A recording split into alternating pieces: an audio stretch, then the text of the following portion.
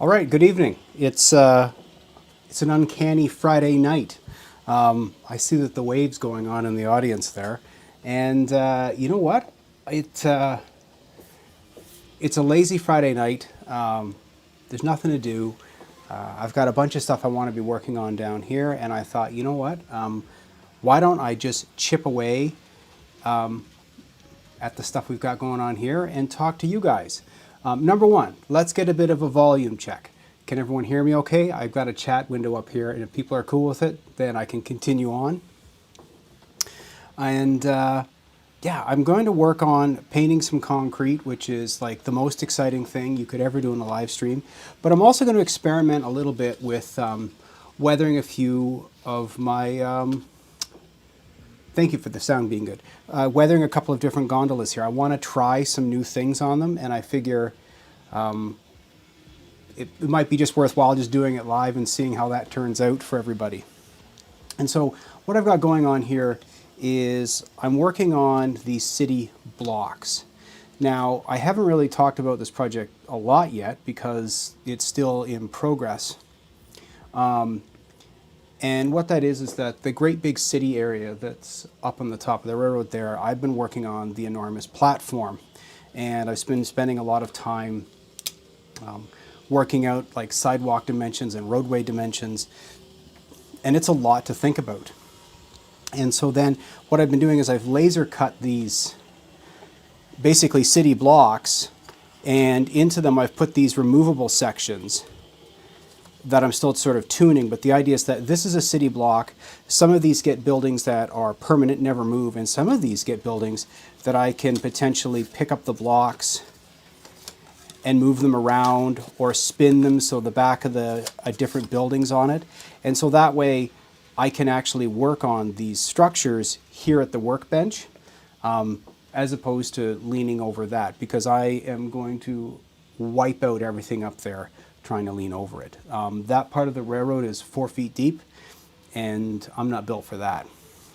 And so tonight I want to fuss on taking care of just getting the early paint jobs on this.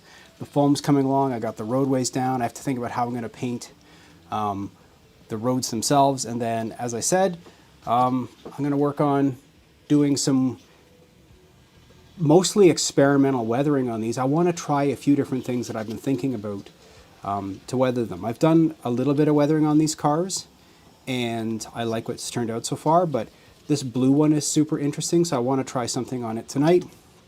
And so while little things there are drying, I'll pop back to concrete, I'll talk to you guys, and I just figured, you know what better thing to do on a lazy Friday night, but then hang out, we'll listen to some cool music, we can talk back and forth, have your drink of choice. I've got one that'll be off screen here, and we'll see what's going on.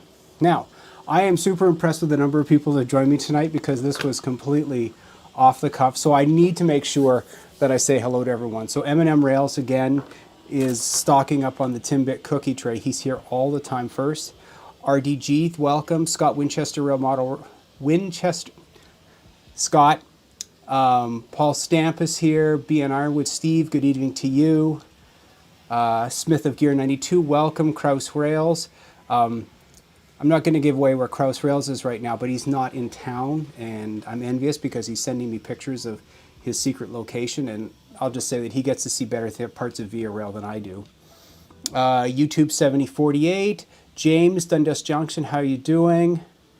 Mason-Dixon Railroad, Flocken Model Railroaders for sure. Little Mule, Approach Medium. Mr. Approach Medium, I've been inspired by you, so I'm going to attempt some of these tonight in a slightly different way. Yes, we have to get you some of those not graffiti decals.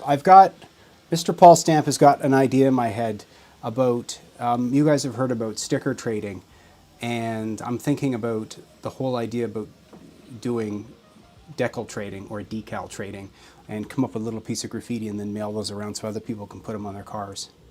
And the last little thing that's going on is that we are running freight tonight. I'm not sure where it is. I've got my little yard switcher out there going around the tracks. It's of course after hours, which means that most of the passenger operations are shut down for the night. And so for some of the evening, we'll have a lot of garbage gondolas being moved around on the layout. I can hear it like it's in the back of my head, but I have no idea where this little guy is right now. Oh, there he is. He's coming across the top now. But yeah, so there we go. That is what I'm going to fuss with tonight. Not near as planned as anything else that I will do, but I thought, you know what? And proof is in the stream right now. There's a lot of people maybe looking for a marginal bit of entertainment, and so here I am, marginal entertainment at its very best. The old CN switcher. I've had that particular little Atlas train for about 30 years. And I had to switch out the horn coupler, but it runs like an absolute champ. All right, let's start with working on maybe some of the gondolas. So we'll get rid of this. We'll work on this in between because I need to have these guys dry out. And so the couple things that I want to do with them is I want to be able to put a bit of graffiti on it. I'm going to do a little bit with pen. And then I want to try to weather them. And I've had some good success weathering with acrylic paints and rubbing alcohol. And I want to try that same approach here. Smith of Gear, yeah, she runs great. Granted, to be fair, she probably had about 15 years of not being run. So don't act like, you know, it's like kind of like a barn find.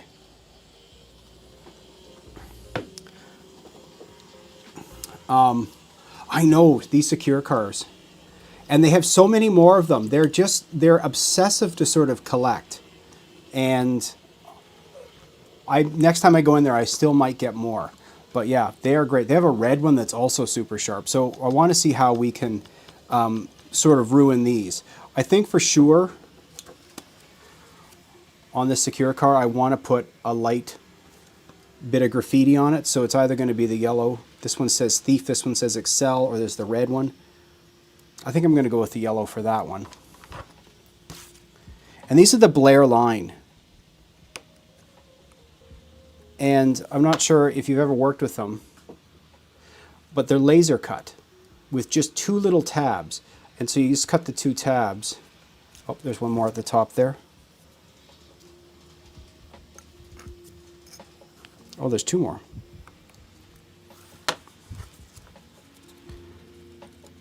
And now, rather than a water slide transfer that has a sort of transparent rim around it, this is cut exactly to the edge. And so for sure, I think we're going to get that guy on there somewhere. And then on the black one, some of these I don't like so much, and I'm going to use them up. And so there's one here. I hate that one, but I'm going to actually take some scissors and cut this derpy little guy off of there and use it.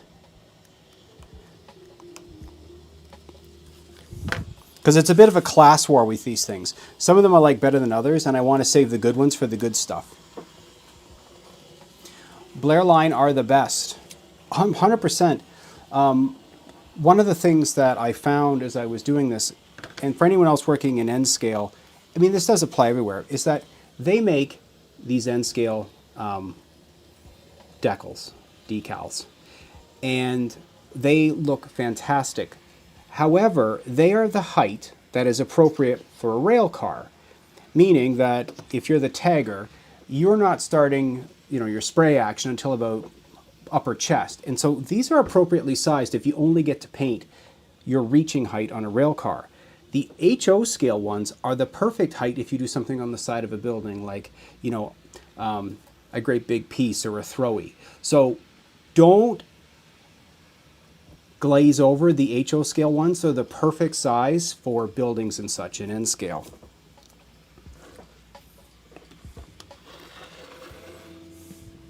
I've got some of the filthiest paint trays on the go here. See if I can grab some tweezers. And so let's get that started in there. And so I realized this little bald guy wearing a ball cap is some character from the Depression era that I don't know about.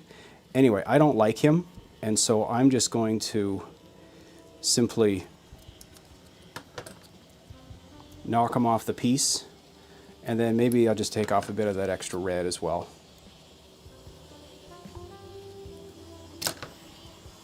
Anyway, so now it's just a little small one. And let's get that out of the way.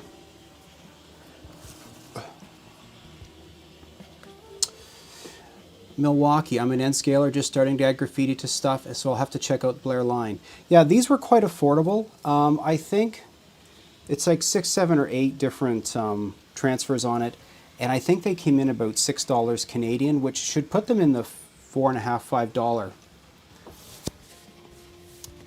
Everywhere, I'm deckling as well. Great Northern F7s, perfect. Dundas Junction is still waiting for his coffee. Now, so these cars are terrible to put this onto because they have all this ribbing on it. And so I've done a couple of them and they've worked out just fine, but you need to use a sponge to get this sorted. And I realized that you would probably use a brush and tweezers to put this on, but I find that my fingers work just fine. Other little things to take note when you're putting it on is that one of the things you can do is you can certainly mask all of the reporting marks. And you should, because as we've come to learn with modern graffiti, if you leave the reporting marks alone, the railroad won't worry about it. If you cover up the reporting marks, that's when the railroads would paint over it or buff it off. So that's on there. I need to get some microsol. This is my microsol holder. It's a piece of styrofoam bored out because this is my second or third bottle of microsol that I've tipped over.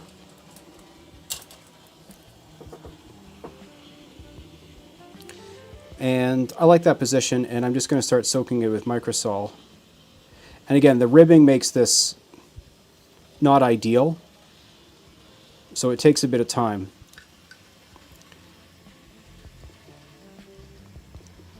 And if anyone isn't familiar, what the microsol does is it softens up the transfer, and you can sort of like, effectively it makes it a little bit stretchy or malleable so you can get it into places. So this is in its final resting place. I've just put a little bit on it, and I'm going to let it soften up. And then this lousy one that I just want to use up, maybe I'll put over here. Again, tweezers for some, dumb big fat fingers for me. Just like Solvaset, yeah. Approach medium, just, you know, give me a break. It works.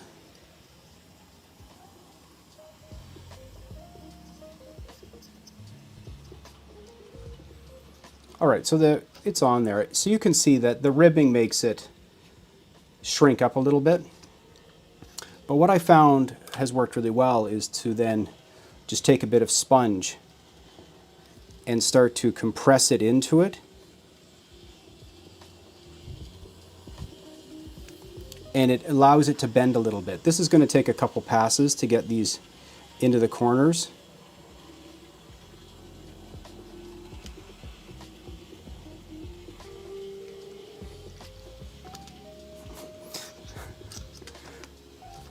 I'm laughing just because I do the same thing. Listen, I have spilt, the one that gets me is I've spilt about half a dozen bottles of plastic weld. And it will take all of the paint off your cutting mat. Smith of Gear microsol is common in all model deck. Okay, yeah.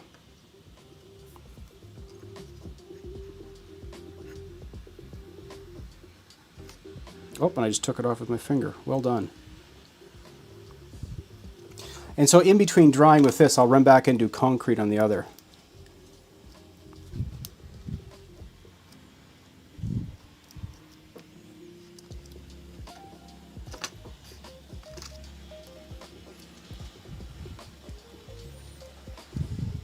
This yellow one is excellent.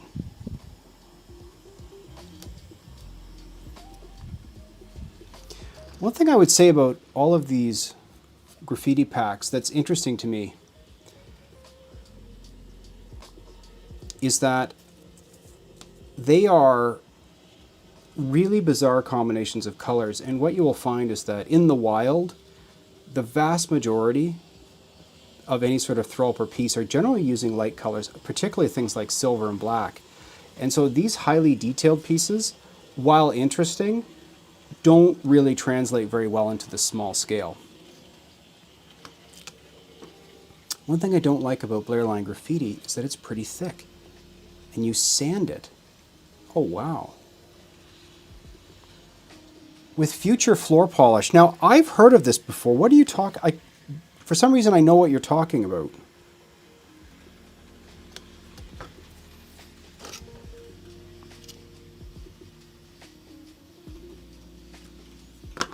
Okay, that one's pretty much set in the way I want it.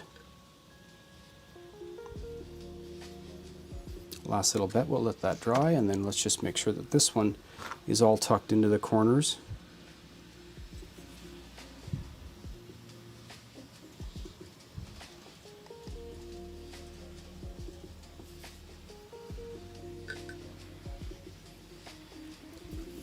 All right, those two guys are on, and that's all I'm going to do in terms of that.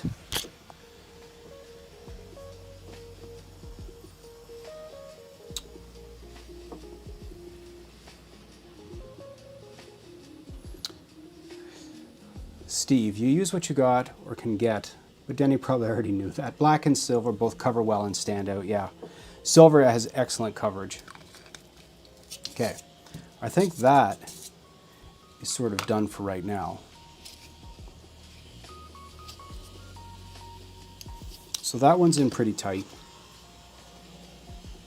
And that one's good too. Okay, so I'm going to let those be. I do want them to dry. I can maybe speed it up a little bit with a bit of paper towel. But let's get that completely dried out. There's a little bit of water there, so I'm going to move that away. Use this other super clean paint tray.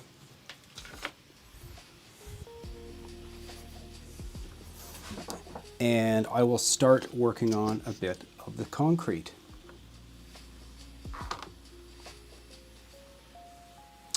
Window screen mesh make great glass block windows. Oh, I mentioned before, I'm making glass for glass windows, but also using. Okay, I like these ideas. Thank you very much. We'll call you Griffey. Much easier than doing it by hand. Yeah, a lot quicker too. All right, let's get this set up.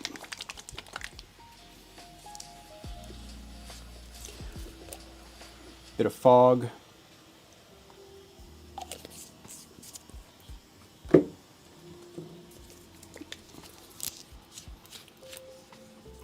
Bit of medium gray.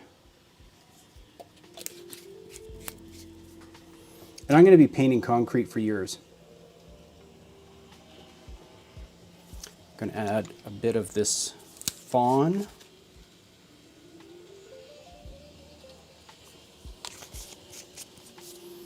And one more. I think I have a dark gray around here. Yep.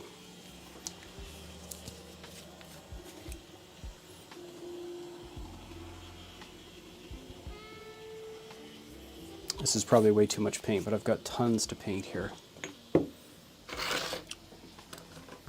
Okay, scissors away, knife away. He's really booking now.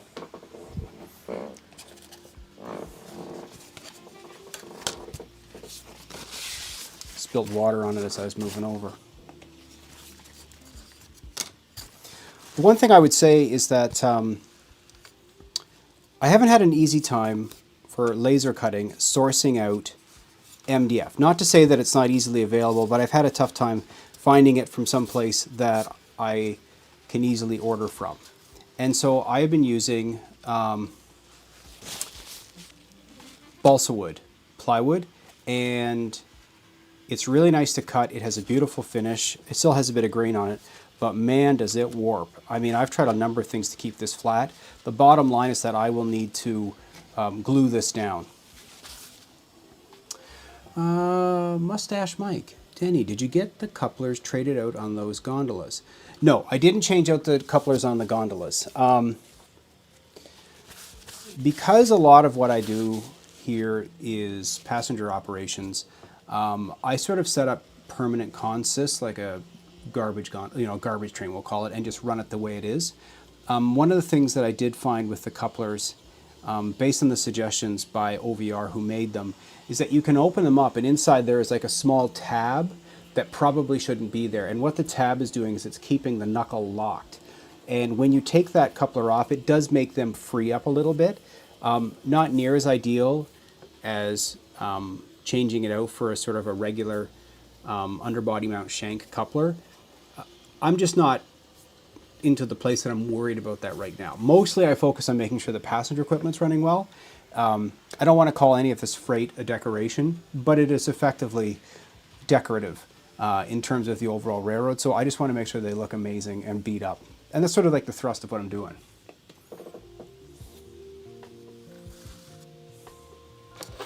All right. I think I've covered this off about 1,000 times, is forever just painting concrete with a combination of all these sort of different light paints and makeup applicators, and then washing it down.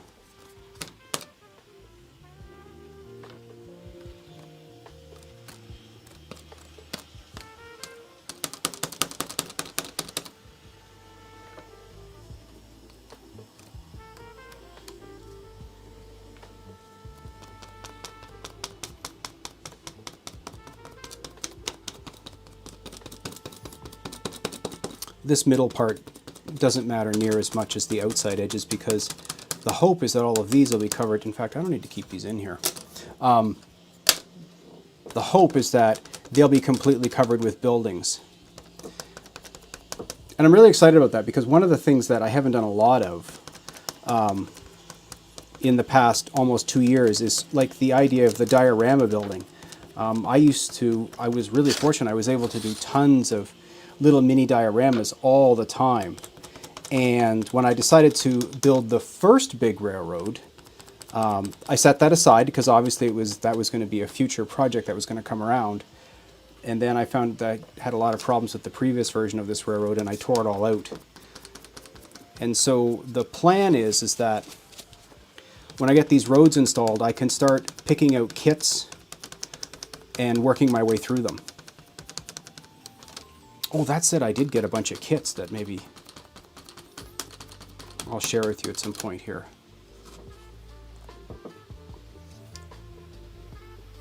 Almost there. And then we'll experiment with some weathering.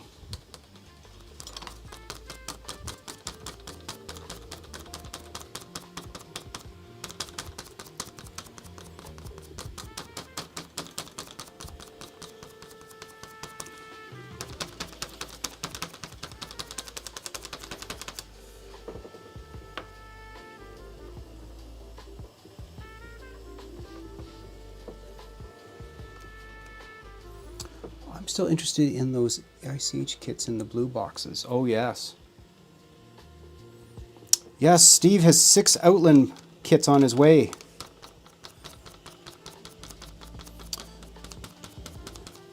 I don't know if it's a big secret, Mr. Ironwood, but you have decided to dabble in the petite scale a little bit in the foreseeable future.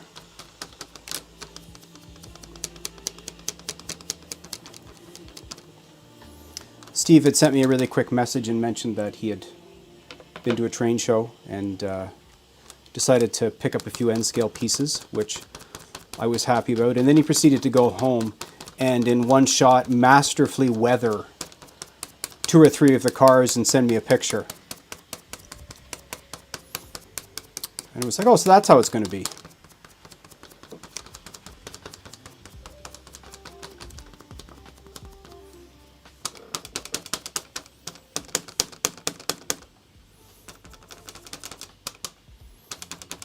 Gosh, I'm going to have to do so much of this. This is definitely going to be a test in my patience.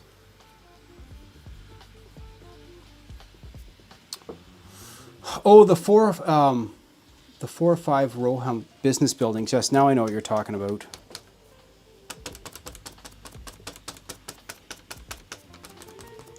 I actually recently got some model power kits. Let me get this to a place that I can stop hammering on it, and then I'll show you some stuff that I got just delivered last week.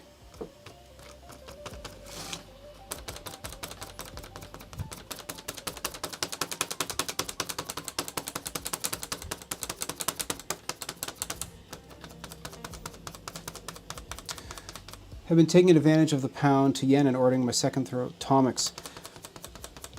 I don't have a lot of Tomix trains, but the two that I have seem pretty decent. Can I ask what you were getting from them? I did my little maintenance of way train using some Tomic bits.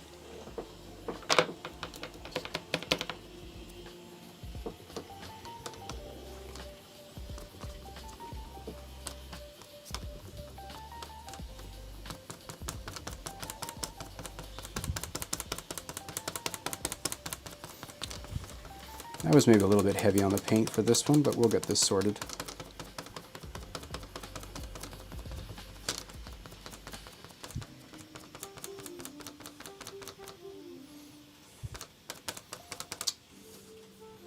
The work train, thank you very much. The work train was an awful lot of fun. It was a bit challenging because it was the first time I was ever trying to do a bit of weathering on yellow. And while I like the result, I want to try a very different approach with how I'm going to take care of this blue car tonight. In particular, the thing that I'm interested in is how to do paint fading. And so I've got some, I have a plan tonight. And you can watch me either accomplish it or, you know, leave the stream explaining to your friends why you will never do what I just did.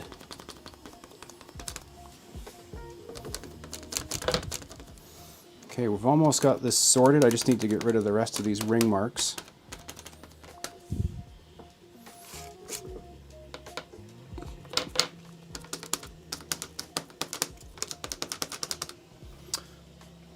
Smith of Gear, the Mao train was awesome. Thank you very much. Oh yes, Mr. James is cornering the market on all the Toronto, Hamilton, and Buffalo rolling stock.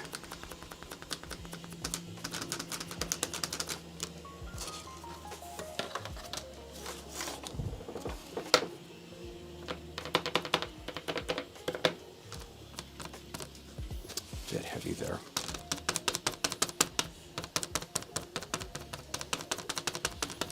All right, final stretch here. Let's add a little bit of white and then call it good.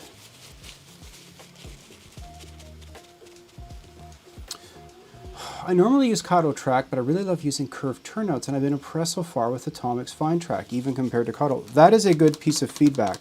I've heard some real mixed reviews on curved turnouts in general. I do happen to have two curved turnouts. They're Pico Code 80 on my bridge, and I will give them credit that they have been completely flawless. They are Insulfrog turnouts. They're not sophisticated by any means, but they've been very, very reliable and no derailments as yet. And I feel like passenger equipment is the ultimate test of any turnout. And so full marks right now.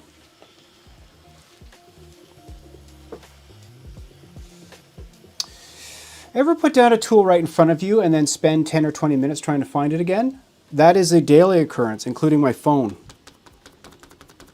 I finally had to wire the house so I can shout into the air to Google to find my phone. It'll start ringing it for me. Okay, so this has got quite a bit of color variation going on. I think I'm just going to tone this down over here, and then we're calling it good, and I'm going to jump back into the cars.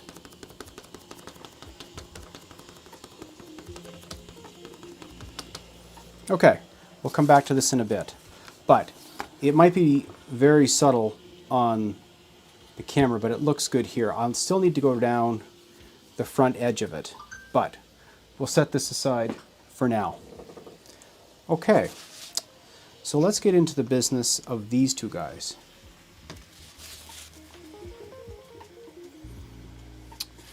Let me see. Someday the TH&B will run on Denny's layout. Absolutely it will. Curved turnouts say loads of space. It also will go in close-up pics. I'm very happy with them. and the switchover looks smoother. Dundas Junction, I don't like them for passenger trains. Actually, turn it, yes. All right, so I need to just grab a couple little cups here. 1 second, a couple little containers. You should see the train coming into view any second now.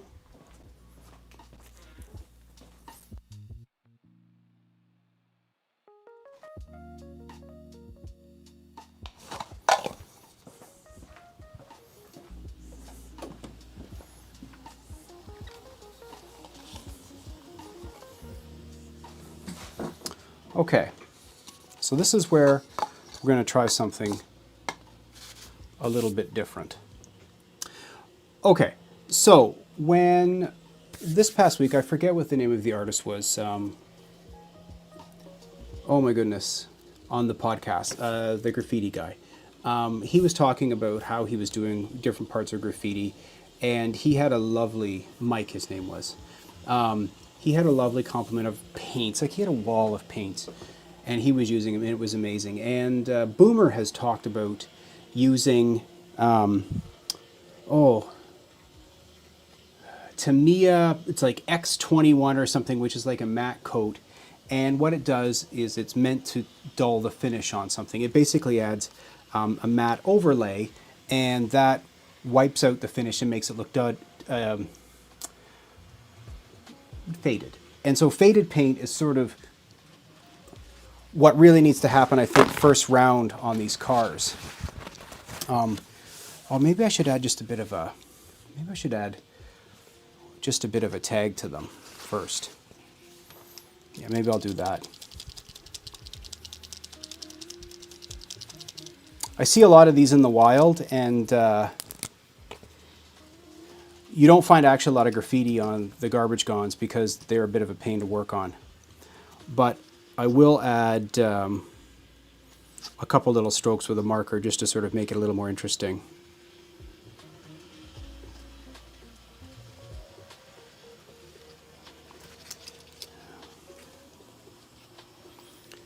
Let's see, just some little block letters.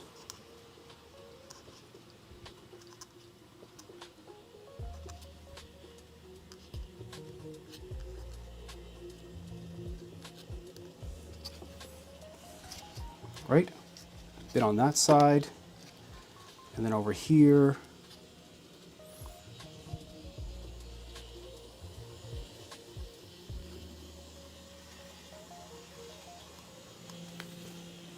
Another one there. And one more over here. Let's see.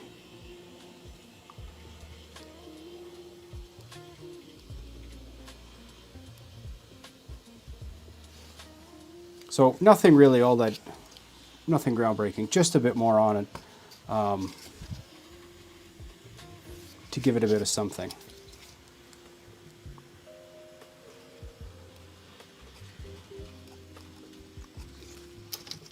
All right, pardon me.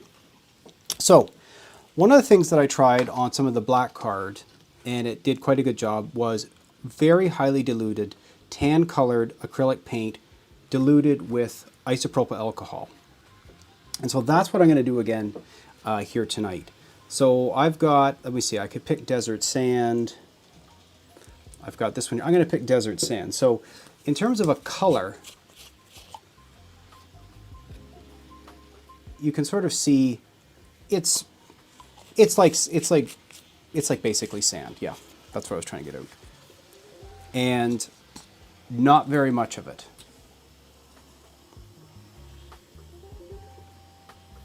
So I'm just going to put one little dab there.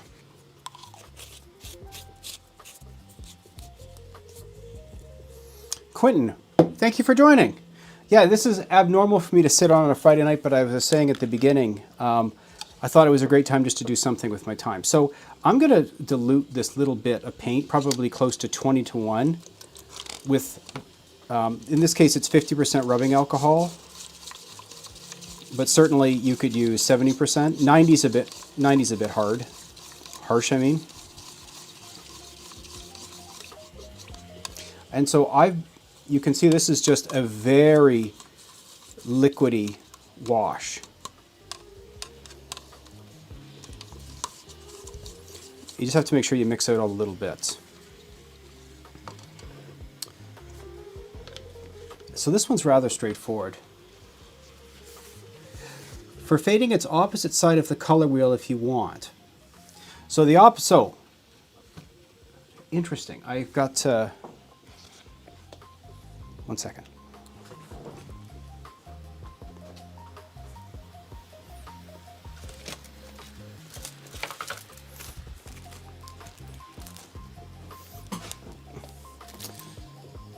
This is from my dear friend James. It's a color wheel for him.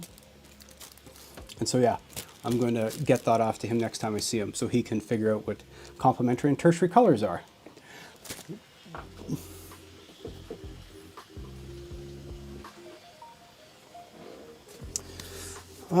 So, Paul, I agree with you, but we're going to try something wild tonight, okay? So you can sit back, cross your arms, and if this doesn't turn out, I want you to say I told you so. CKK credit, love listening to the stream while working with benchwork. Boring illustrations, real girded benchwork fit. Also inspired me while I look after Go Train. LA. Oh, the LA Metro link. Very nice. Mr. Tony Scale, good evening to you there as well. Okay, so here is this very lousy thin wash. And all I'm going to do is just put this on the whole train. And what I found the last time I did this is that 3 or 4 coats of this pools up and lightens the paint, it seems, just like dust will. Now, I'll need to get a better camera angle here as I go along. Trust me, all I'm going to do is just wash this on to the entire thing.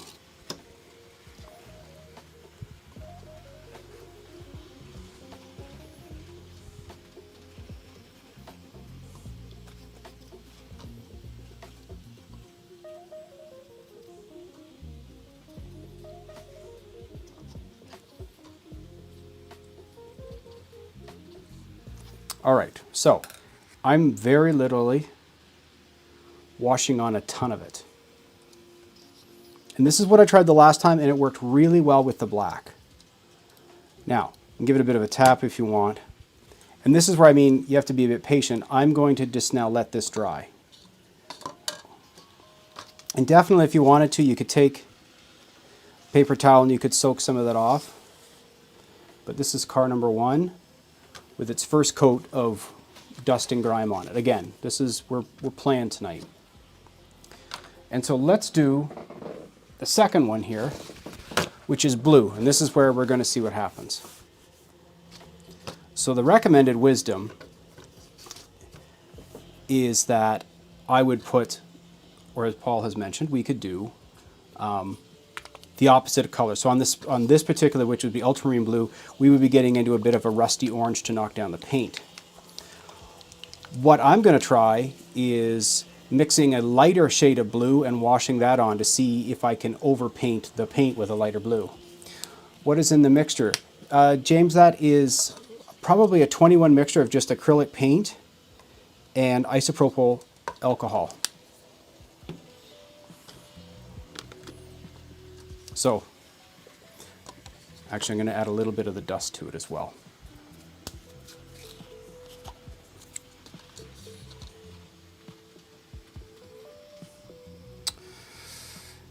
Have some 206. You know,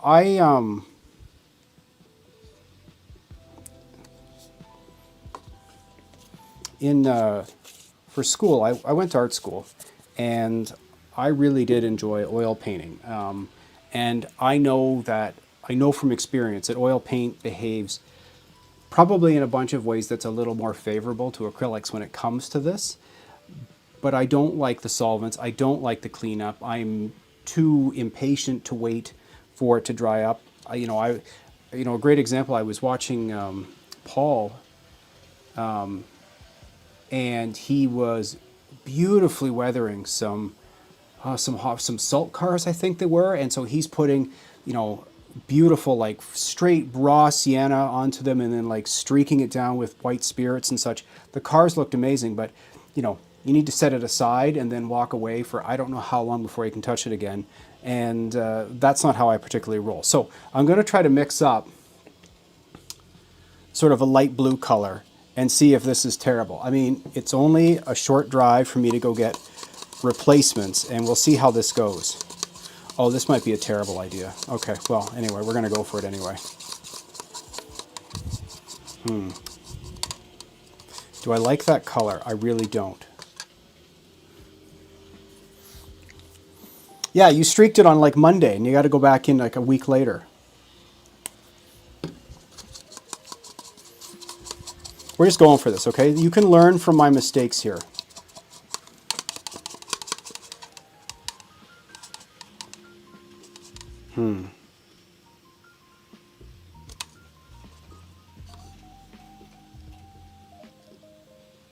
Oh, what the hell? Okay. We'll do it live. That needs more thinner in it. Bear with me, we'll wipe it back off.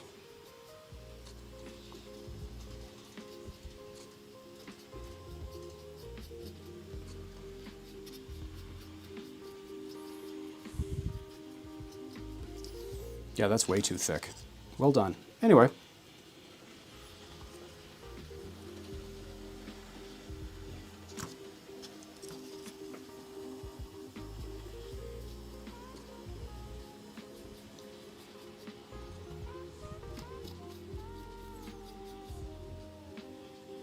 There it is. Yeah, Little Mule. X21 to me to knock it down. 100%. He also likes to use golden paint, which I know that he sort of justifies, like, get good paint.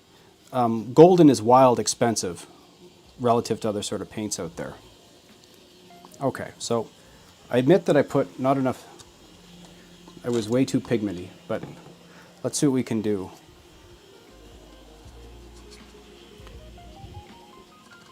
And just knock this down a little bit. It's getting on the trucks. Okay, well, I'll deal with that later too.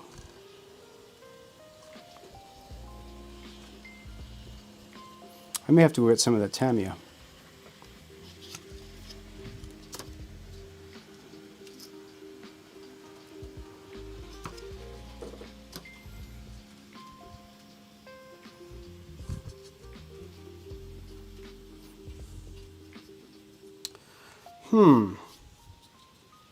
I did mention that this was a test run, right? Okay, I'm going to get some clean thinner. Let's see how the trains are doing.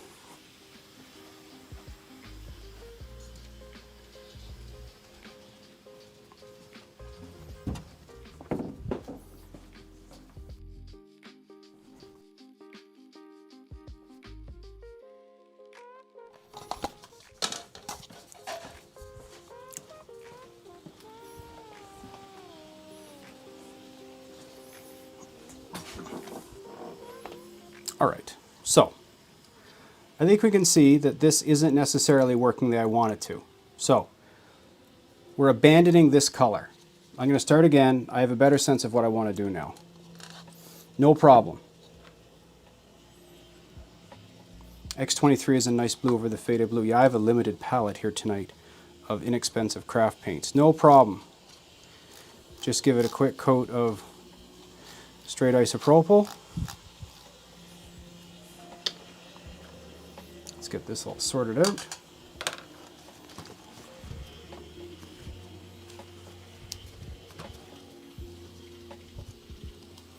Clean it off, start again. Actually, that side doesn't look bad. Oh, that's the side that I use a little more thinner on. Okay. Now, the one thing I have set up here is a hair dryer so that I can speed up some of this. Well, now, why did that turn out like okay? What? Huh. So this side's a bit of a dog, but the other side's not bad. Well, hang on here.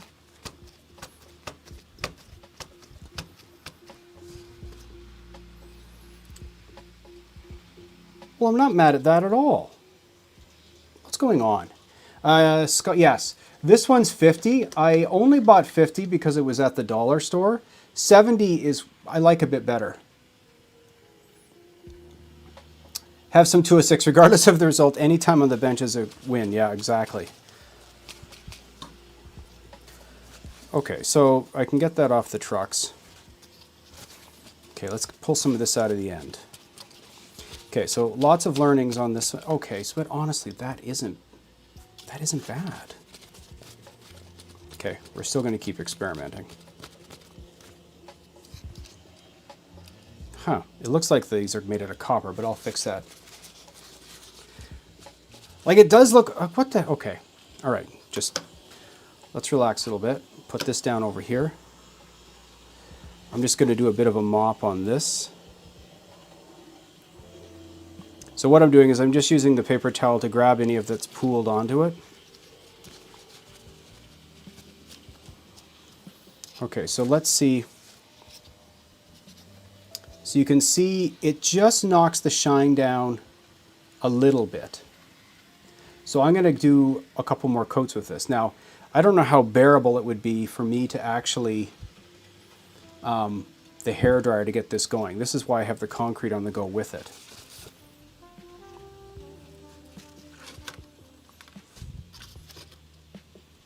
That's wild.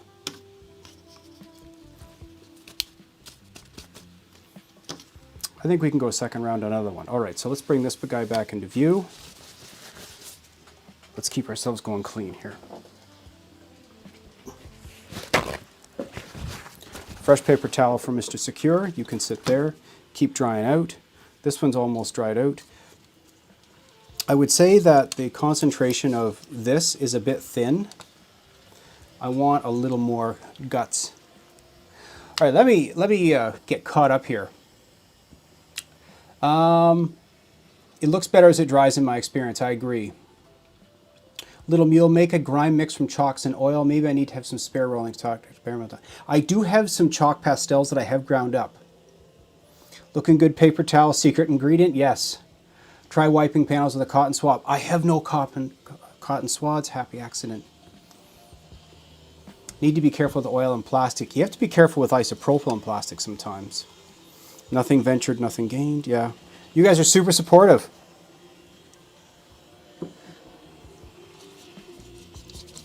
So I'm just going to make this a little... Like right now, our total expense here is 2 dabs of craft paint and some cheap rubbing alcohol.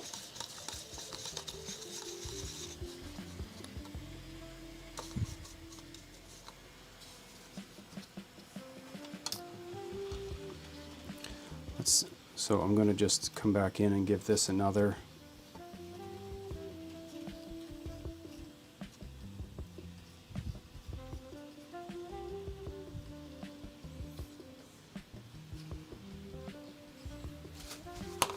So you can see I over flooded it there, and then I can just take the paper towel and just soak that up. Maybe the camera's not quite close enough.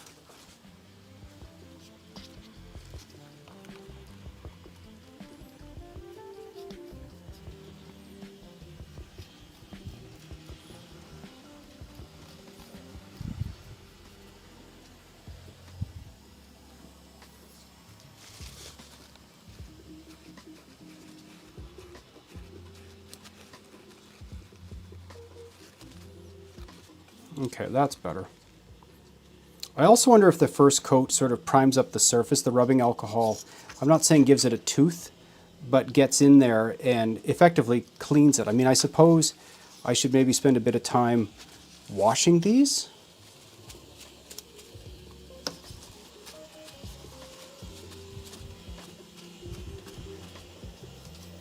A couple chunks of paint in there, but you know what, we're going to leave it and see what happens. Okay, so you saw all I did there. I'm going to leave that for now. Yeah, the cotton swabs, I don't own any cotton swabs. Sorry, I don't own the cotton swabs.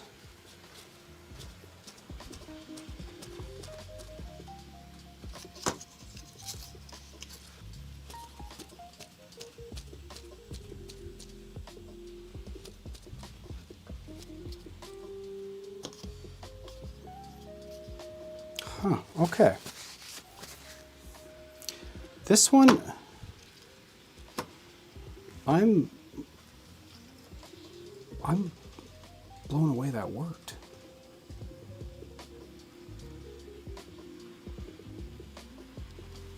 Try to brush every panel downwards. Well, yeah, I'm thinking about, so again, I'm just making this up as I go along. So this has dried unbelievably accurate for faded paint. It's just not necessarily faded in the right places, but it's actually convincing. So like, all right.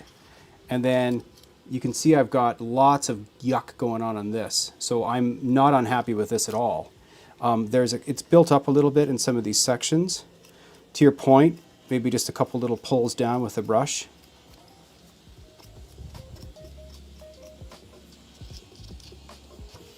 I think what I'm going to try to do, let's do a little bit of this for a second here. Let's move over there.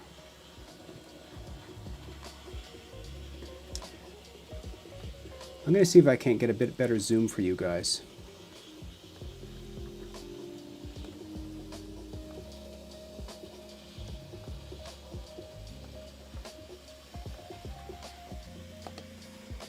There we go.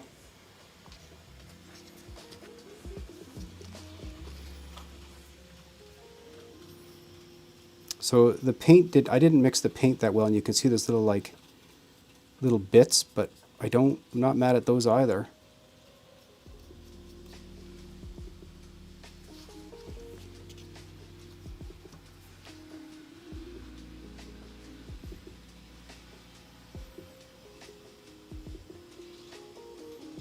If you pre-sprayed with dull coat, so here's the thing, Griffey, I absolutely cannot find dull coat.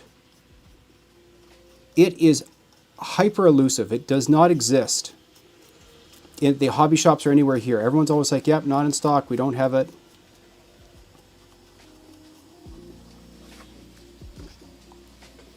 Okay, we're going to come back to this one. I want to do a second coat on this. I'm feeling pretty brazen right now. But I'm not mad at that, and I'm not mad at that either. So do I go back?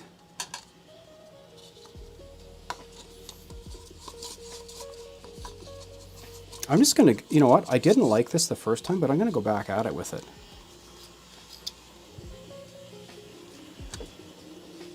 Let's move this back up into the frame a bit.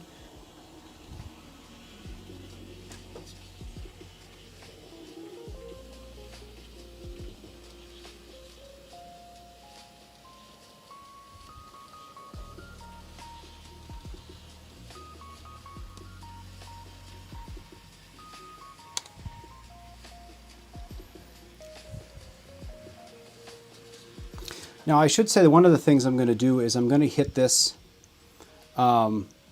with other washes, particularly an India ink wash, that'll bring it back down a bit.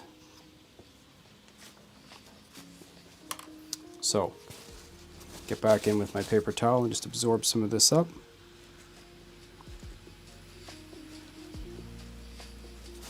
Time for a fresh one.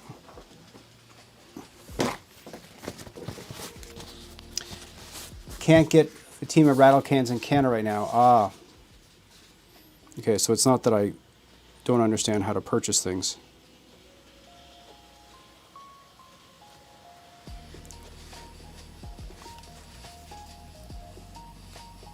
Okay, and we'll swing this around and do the same on the other side.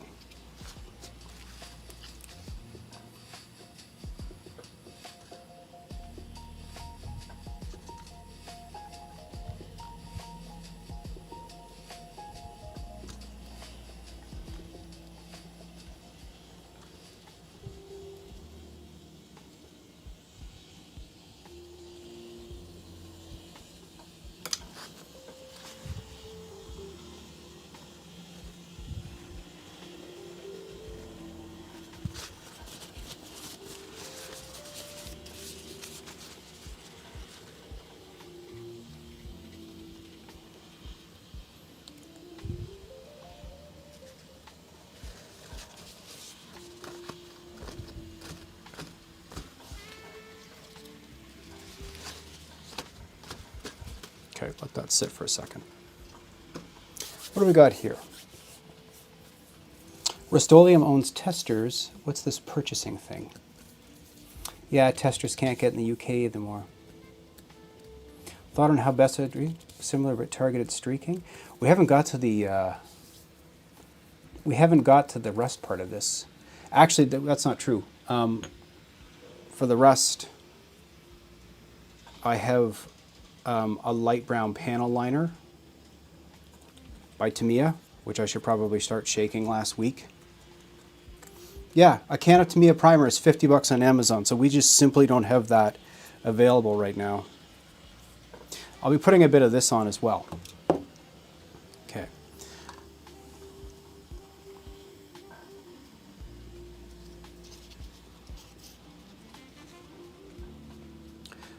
So I'm not sure how clear it is to you guys, but this is definitely now knocked down. There is no shine left on that at all. Definitely it's got some little chunks because the paint wasn't cleared out perfectly well, but I don't think that's a problem. You can see that it's pooled up a little bit along the bottoms. This side is a bit heavier. Again, I'm not angry with any of that, and it's faded out the paint. Or it's put a wash on it.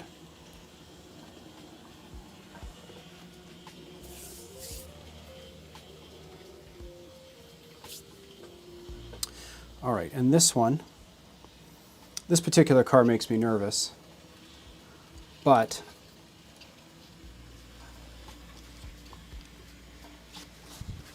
you know what? Trust the process. I'm just going to let that dry. Okay. Let's make some corrections here and clean a little bit up.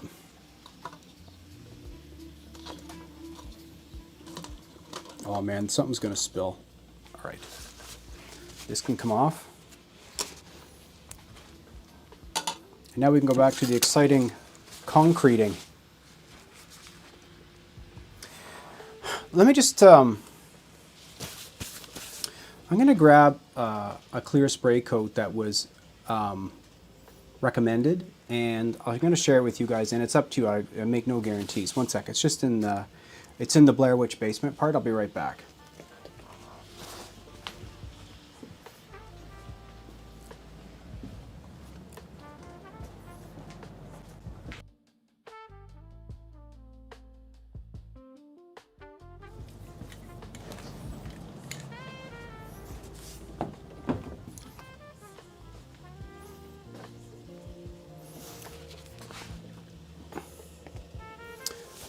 Okay, there is a YouTube channel called Black Magic Craft. It's by a guy out of Alberta. It's a very big channel, and he does wargaming, Warhammer, all that sort of stuff. And he actually was talking about the fact that he can't find dull coat, and so he recommended Rust-Oleum Chalkboard Matte Clear. And so I also bought it. I've only used it, oh gosh, this is a wreck. I only used it once, and it seems pretty good. This was dirt cheap. Like, this was $12 or $14. It does, you know, matte never goes on matte, right? Only pure dull coat goes on matte. But this was actually pretty good. And so for anyone who's brave, you might want to give it a try. So this Mop and Glow cleaner polish thing, I've heard about this too. Rust-Oleum's usually top. The camouflage is awesome. It's almost grainy. All right. I'm just going to have a sip here. And I'll do the insides after.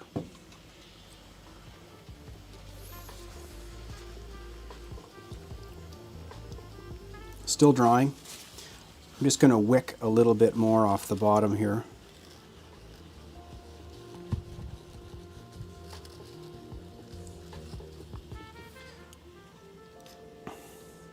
So I think Paul was right that you're supposed to use the opposite colors, but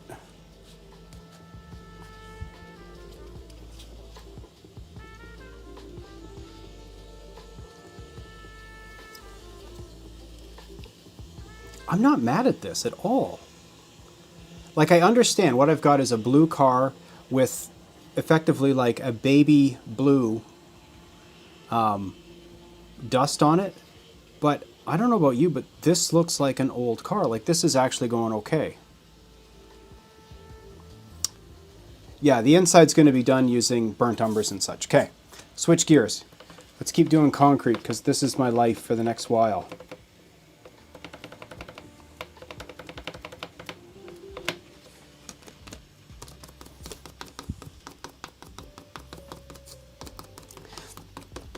Anyone who's just popping by this evening, first of all, thanks for hanging out. This was an unplanned little evening. It was Friday night.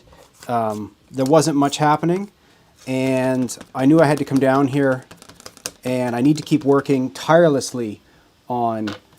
I have acres of concrete I need to paint and weather and finish, and I just decided that I would do that. I would jump in, take care of a couple of cars while I was at it.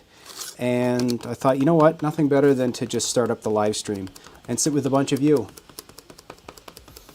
It just wouldn't be the same without concrete painting, let me tell you. There's something to be said for rolling hills where you just have to dump a bottle of ground foam on some plaster and call it done.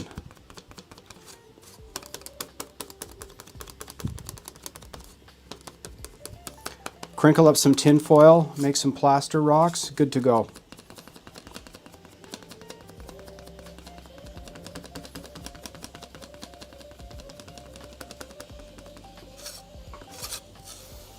Midwest desert, loads easier. Yep, 100%. I think the only thing that'd be worse than painting the concrete is having to do, 2,000 hand-spun tamarack trees or something. All right, this is almost sorted.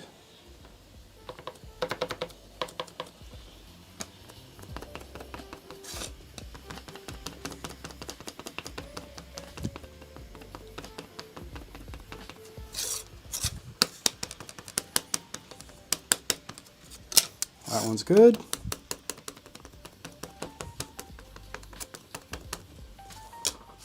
And I'm going to call that done. Pop that down there.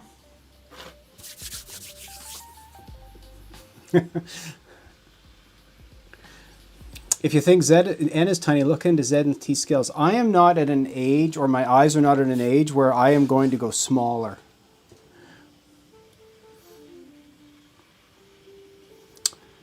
Plain features desert. Hey, I resemble that.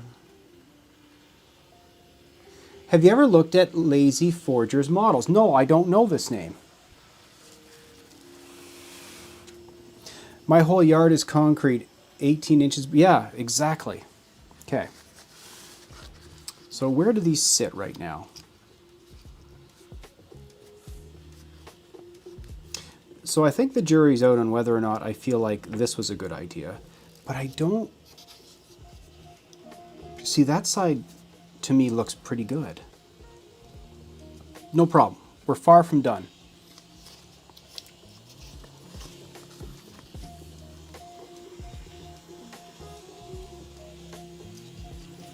So next what I want to do is, so these are, I would call it in a faded state. I think is the best way to describe it. And what I want to do is I want to start introducing some of the contrast back into it and knock down a bit of that fade. Don't forget you have light saturation, yeah, the dim lights, for sure.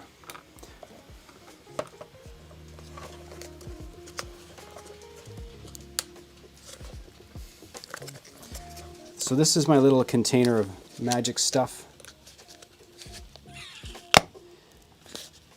Hey, thank you very much, Johnny Knoxville. I appreciate that.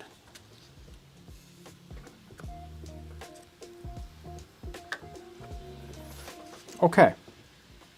So this is my regular ancient brew of rubbing alcohol and a drop of India ink. Oh, James is going to be into the secret part now.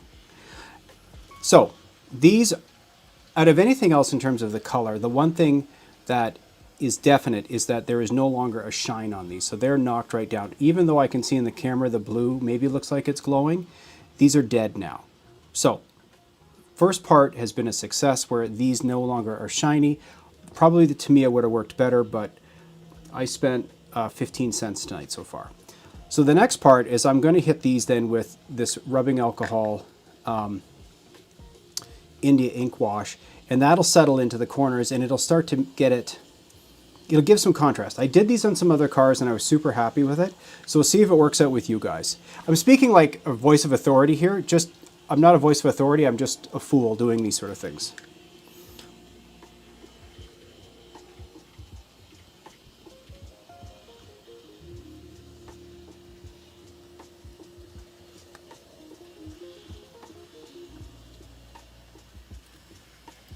A bit of room here.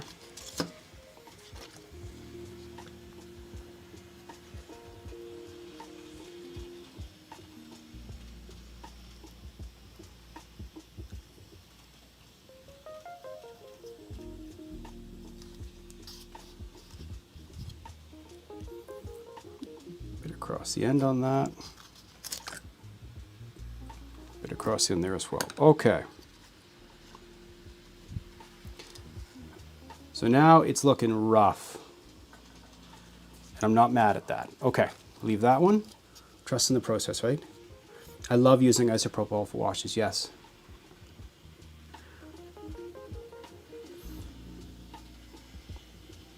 Little meal nearly finished, Patrick. Looking for the weather. I have left off weathering rolling stock for a while. Okay, here we go.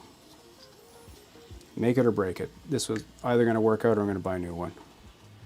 Oh, already might have regrets. Nope, keep going. Trust the process.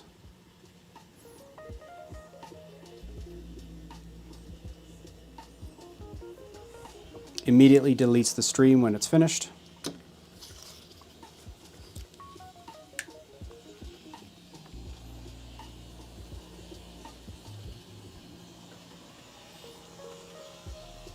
On tonight's stream of F Around and Find Out, dumping alcohol on cars.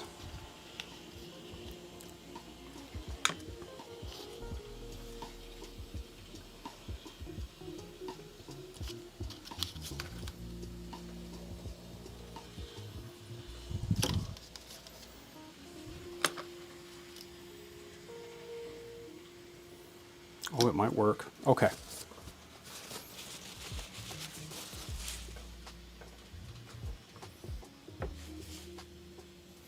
Let's see, let's get caught. Oh, Mr. Engage. Oh, oh God. I have two little kids. I want to look ugly. I'm so wasted. Full send. That's right. Different in ways expected. I would use way less paint with more control. Just each segment went downwards, right? Dry, then repeat.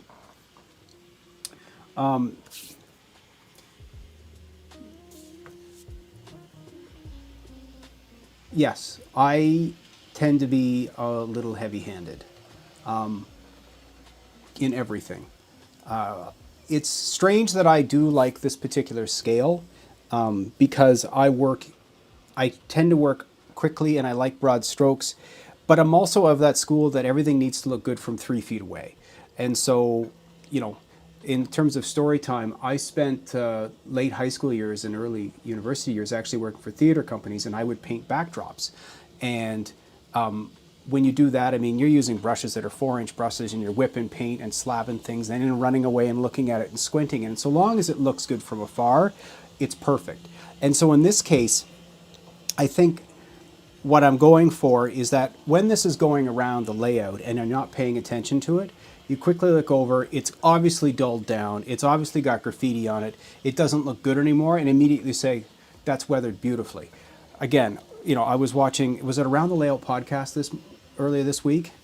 And, you know, the Mike, was it Korea? The weathering was just like, just give up. Like, you take a look at it and say, I'm done with this hobby, I'm gonna go into, you know, basket weaving. Because it was horrendous. Horrendous, it was so good. Anyway, whatever. So yes, I'm a bit heavy-handed. I could be fussy with it. I don't want to be fussy. I want to move on to the next thing because I'm ultimately so impatient.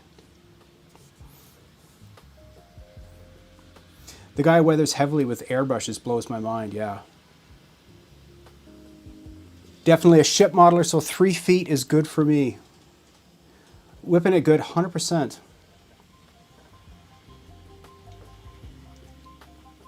%91% for stripping is heavy.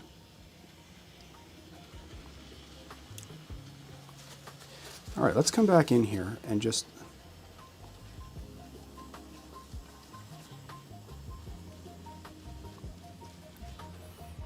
All right, so this is looking like, damn, I'm not unhappy with that. This one, jury's out, but it still looks kind of yucky, which I'm okay with. That side's definitely better.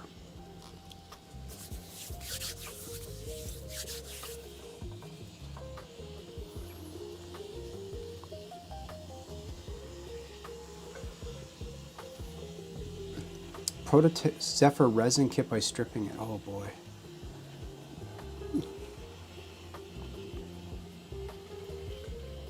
Tell you what I'm going to do. Where's the hairdryer? Because this is not drying as quick as I want it to. But I think you can see this is something. Like we're getting somewhere.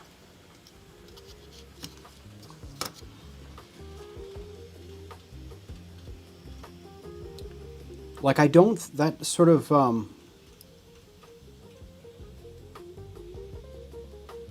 that light blue actually looks pretty good.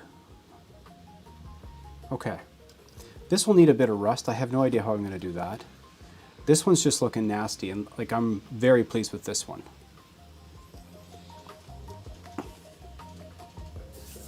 Let me grab a car off of this little train when he comes around.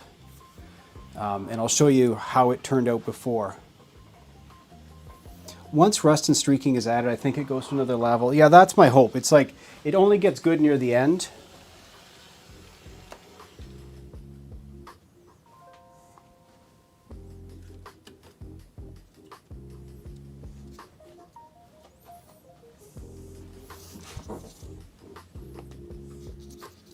So this was the exact same technique I did on this car. What still has to happen is I still need to add the rust along the edges and bring it up.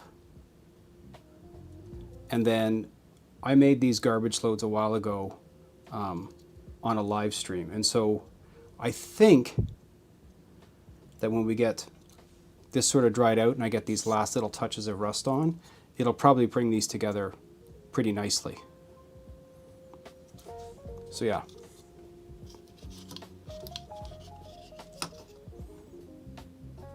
We're getting there. Let's get little guy set up.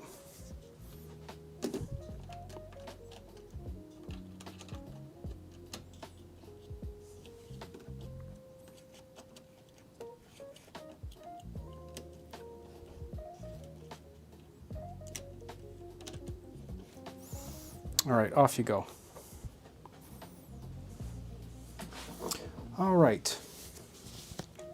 What we got here? The Closet Branch, have a good night. Thank you very much for swinging by. Makeup sponges are handy for creating rust treats. I'm going to try that. It's scary. Don't trust the process. Yes.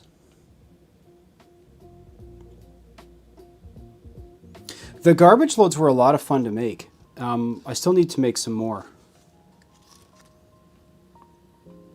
All right, what I'm going to do, because we're just hanging out, is while this is drying, I'm going to start addressing the inside of these. And for that, where are we looking here?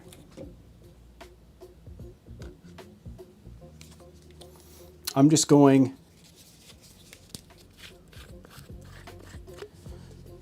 with a bit of burnt umber.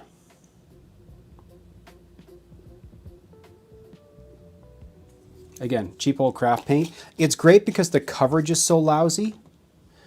And I'm also going to use, oh, sorry. some burnt umber over there, and this is called cinnamon stick, but this is burnt sienna. And that's way too much burnt sienna. Okay, well.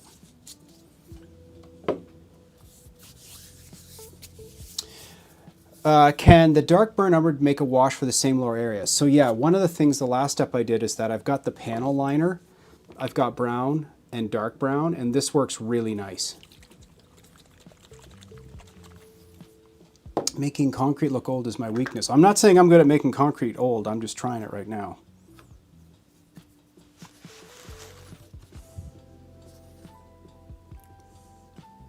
Now, for what it's worth, Approach Medium, who was on here a little earlier tonight, weathered these cars, and he did a beautiful job, a masterful job. He did a slightly different approach. I'm taking I would say, a little lazier approach, because of what I'm trying to do. The ultimate goal I have is that I'm trying to get to a place where nothing hits the layout that isn't weathered. And I would hate to spend years doing that, so I'm trying to figure out a way, how can I get it close enough without making it look goofy. And so this is what I'm trying to do tonight, is get these to a state that when it's all lashed up and it's in a yard, you're like, man, this looks amazing. Maybe close inspection, you're like, okay, bit suspect there, but again, these are broad strokes. And by broad strokes, I mean basic weathering, not that you can see massive brush marks on it.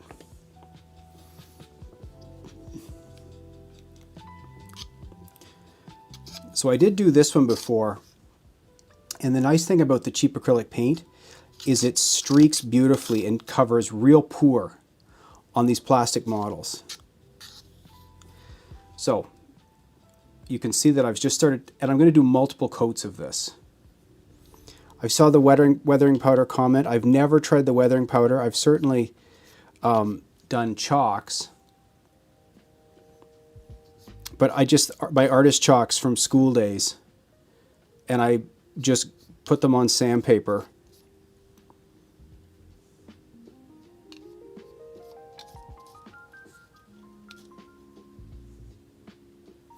And I'm going to do multiple coats of this, and then again come back with some washes.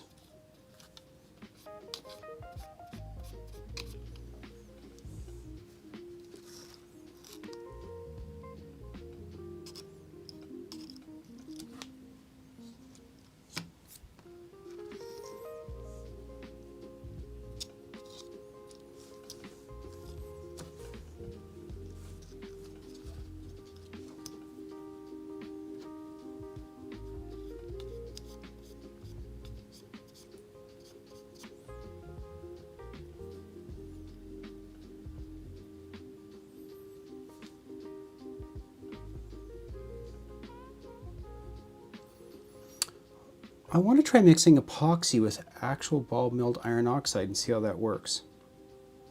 Is this to create a rust effect is what we're talking about?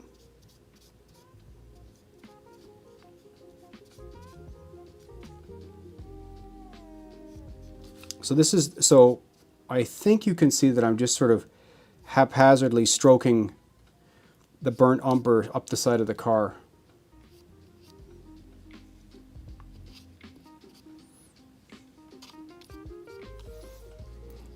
Right? Not perfect, not done. And then I'm just going to come around the top edge and literally just dry brush first round just around it, just to sort of get it set in.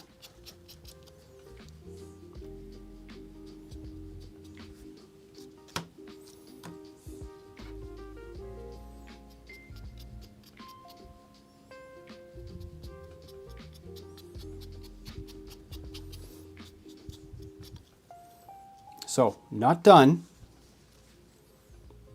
but getting it started. They're sort of the opposite of chalk powder, that they're actually pure pigment, right?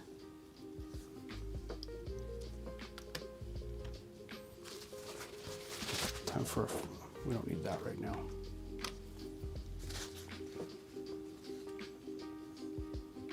Oh, titanium dioxide, okay.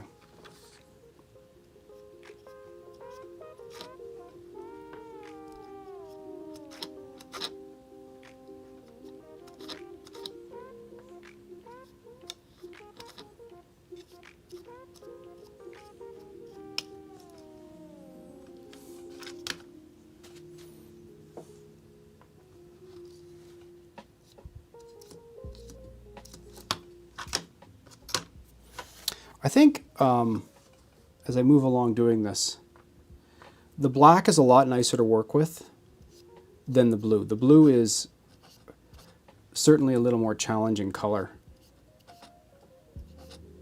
I learned that when I was weathering my yellow maintenance of way equipment. Again, I should have approached it a little differently with the colors that I was using on it. But live and learn. I think one of the approaches that I am trying to take is not to be, well, basically to be fearless. That's what I'm trying to do. I just want to be fearless with the whole thing and just go for it and see what happens.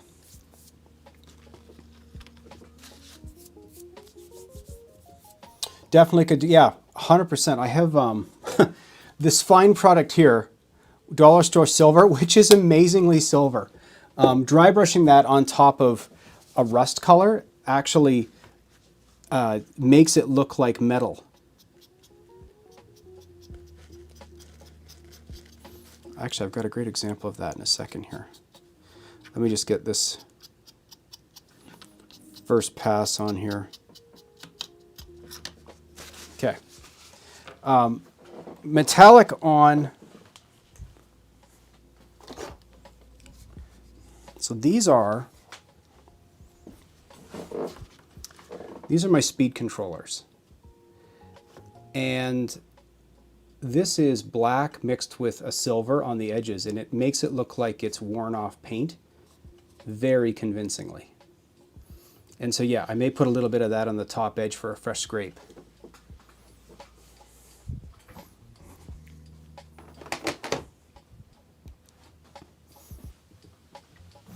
A clean toy-like freight car looks more out of place than a poorly weathered one. I realize there's a compliment buried in there, and I'm going to take it. Okay, so we're getting there. So that next coat is drying. The India ink is not yet dry. It's getting pretty close there. That's looking pretty good. Also, to be clear, I'm got paint covered fingers. I'm just picking these up wherever. I'm just mussing it about.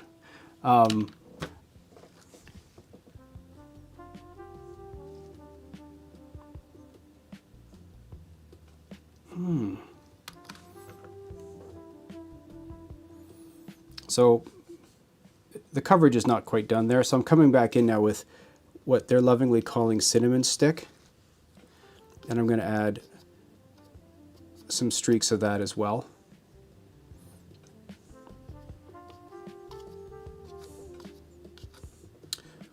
Looking in the chat here, I would also say that Mr. Southdown has at least, I would say, 2 weathering, maybe it's 3 weathering videos.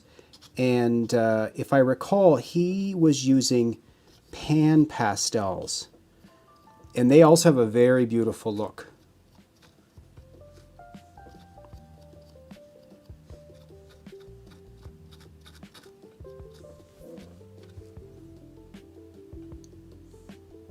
I think it looks pretty good. Okay, let's keep moving around here.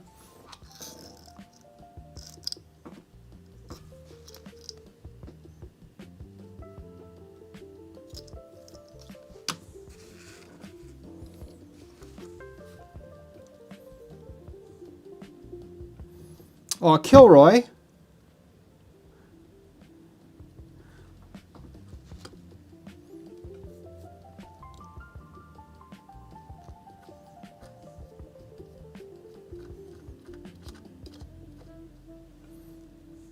I don't think this color looks bad either.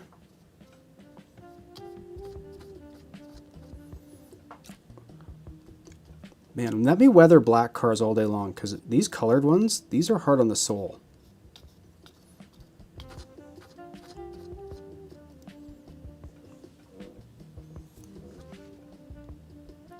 Now, I don't know how that's showing up on camera, but I think that is a really nice combination of colors. It feels like that freshly sort of powdered rust against the darker, well-established rust. I'll do a little bit in the bottom here, but I have loads for all of these planned. I'm not going to have any empty ones, and even the empty ones get a bunch of junk in the, like a fragmented junk in the bottom.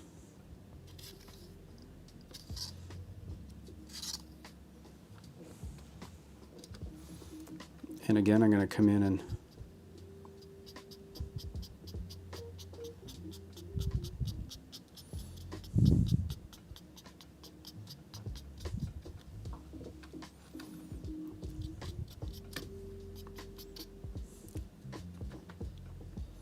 on the off chance dry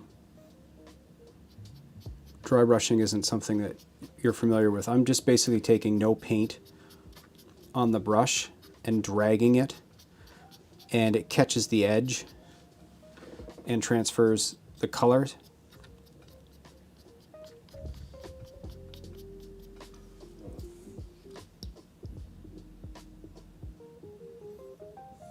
Not bad. Okay. This is coming.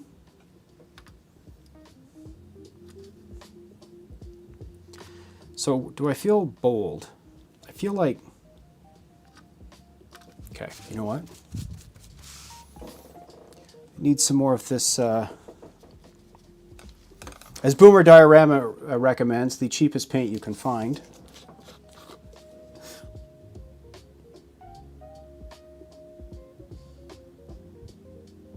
No hate to Boomer at all. That guy's ridiculously talented and patient. This heavy-handed stuff doesn't fly with Boomer. All right, so what I'm going to do is I want to make that look more interesting up there. So I'm going to just take whatever this is, the brown paint, the burnt umber paint. I'm going to remove the majority of it. And I'm going to just go along here, real light touch, and start to bring out, maybe I'll do the ladder too. So it's going to catch only the high spots.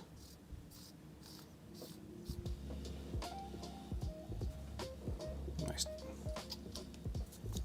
Well, it's still wet.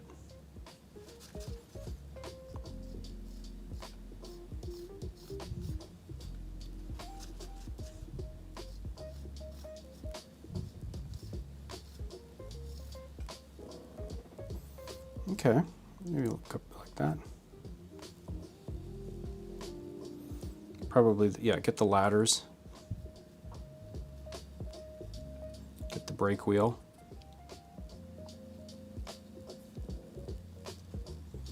Yes, still wet.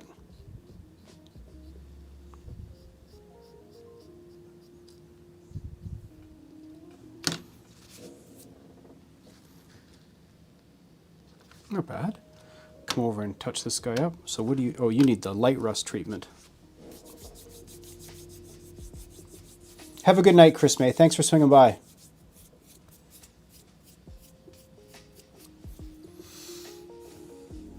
Train Todd, those are killing it. They'll pass the 3-foot test rate. That's what I'm hoping. Looks perfect. Yeah, so just, so like all of the wet paint on my hands, there's India ink running down between my fingernails. I'm just holding on to these things. Again, I'm not a patient person. Imagine a rake of 10 or 15 cars all weathered cool. At the rate... So, to be perfectly clear, these particular cars are manufactured by Otter Valley Railroad. And that is about a 40 to 50 minute drive from my house. And I go in there and I talk to the owner, and they're a wonderful, wonderful shop to visit. And typically it's like, if I can't find a lot of what I want, because I go down there, on the way out the door, I might be like, okay, I'll get another trash gone. So when you talk about having 10 or 15 lined up, no problem. That is going to accidentally happen. We've got some other things coming here. What does it say here? Okay, Little Mule. I get where Boomer's coming from. All that effort to weather, you want it to last. 100%, I agree with that. I am weathered.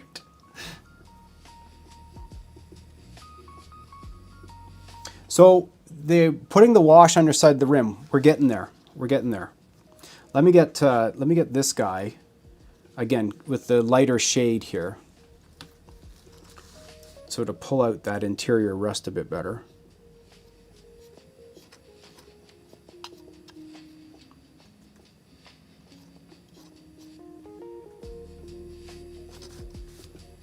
Bit better angle here.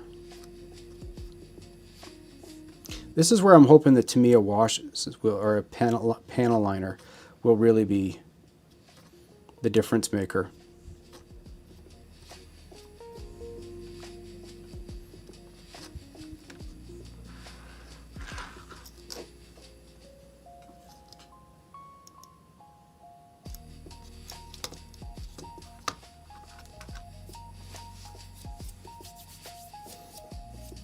You and Bloom are my go-to channels for inspiration. That is very kind of you.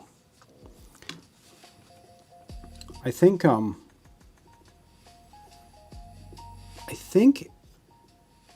don't want to talking about that I went to art school isn't meant to be some sort of strange flex. You know, art school is not a very popular, it's not a very popular path. And I would say that one of the principal things that you learn when you go to art school is effectively being fearless and understanding that revisions is a way of life. And what that simply means is that nothing is perfect on the first try, so quit fussing about it and get to it and just do it and then redo it. Nothing is so precious that you can't redo it, you know. And let's think about how cheap this entertainment is. I'm painting a couple of gondolas, which if the worst came to worst, I'll put them in a bucket of isopropyl alcohol and I'll strip it all back off and do it again. And so, yeah, I'm just go for it. You know, I've talked about this before. I forget where else I mentioned it, but we have an open house here that, you know, you can visit like 30 different, it's called the Double Headers. And you go into some places and here are guys that have amazing home setups. You walk in, you're overwhelmed and they're amazing. And when you get real close and you start fussing the details, they're not wonderfully modeled things in terms of individual like museum pieces, but the sum of the parts makes it so good. And that's that sort of attitude of just like get in there and start doing it. So with these things, I literally decided tonight we were doing it 15 minutes before we get on here. And the blue one, we're just going to find out how it works out. And if it doesn't work out, it doesn't work out. But in the meantime, I'm having fun. Totally adventure time. All right, let's get back on this.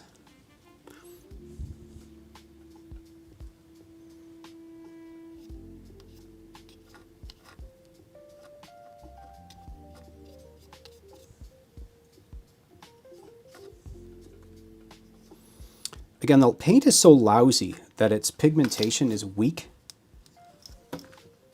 which means that it doesn't cover real well, which is, you know, not great when you're trying to, let's see, paint something accurately.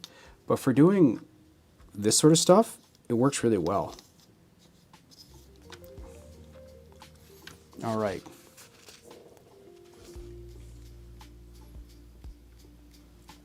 All right, now I want to bring out the top edges of this.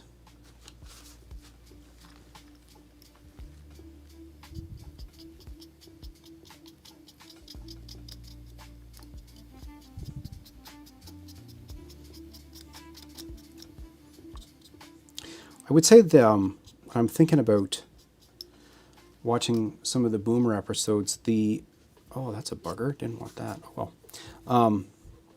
One of the things that he mentioned in the last year or so that was perfectly obvious when he said it, but I'd never thought of it, was airbrushing your static grass with the color you wanted to change it to. And it almost felt foolish to not have realized earlier, like 100% you can do that.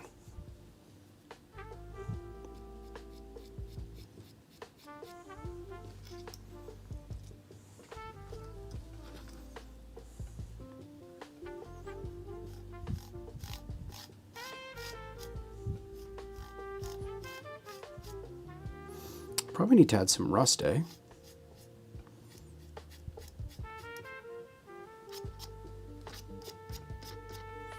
Actually, I don't mind the way it got down between the panels like that either.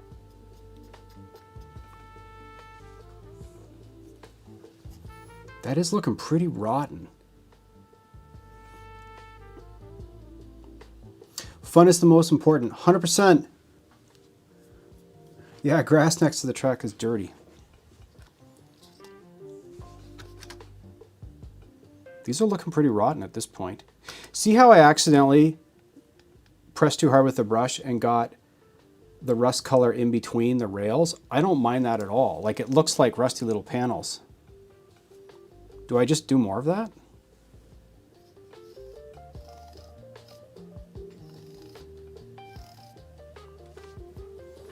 That's kind of cool. Well, that's what we're doing. Okay. Make the same mistake on the other side.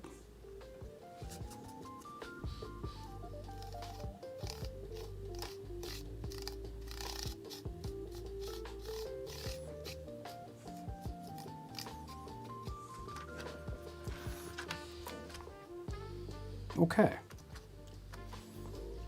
I'm going to do another bit more inside there.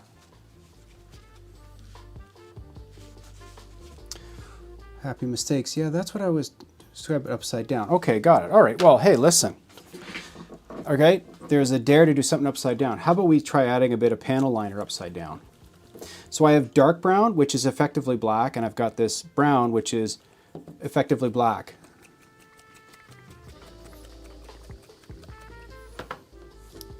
So upside down. Whoa. Oh dear. Holy mackerel. You know, yikes, awesome. Yikes, awesome. Okay, it's still wet.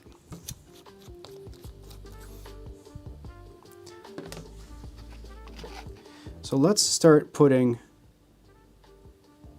oh, I think this is going to be awesome because it's like Capillary actually is drawing it up. So if you've not used this stuff, it's made with about 5 carcinogens. It's got like toluene and all these things in it, which means it's thinner than water and air and just goes wherever. Oh, that was a big dot. Okay, it doesn't matter. It looks good. It just runs like crazy and just climbs every crack.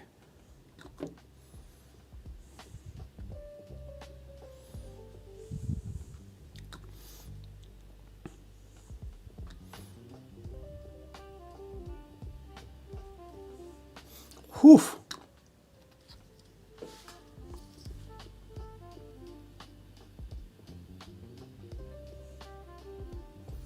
Yep, that's the action you want. Draw it opposite of the highlights. All right, we're going for it.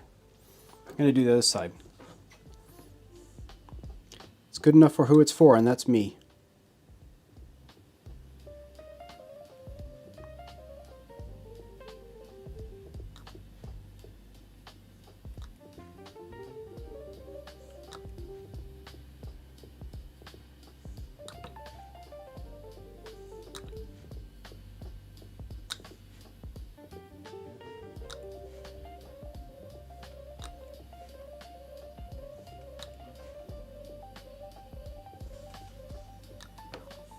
That'll dry in seconds.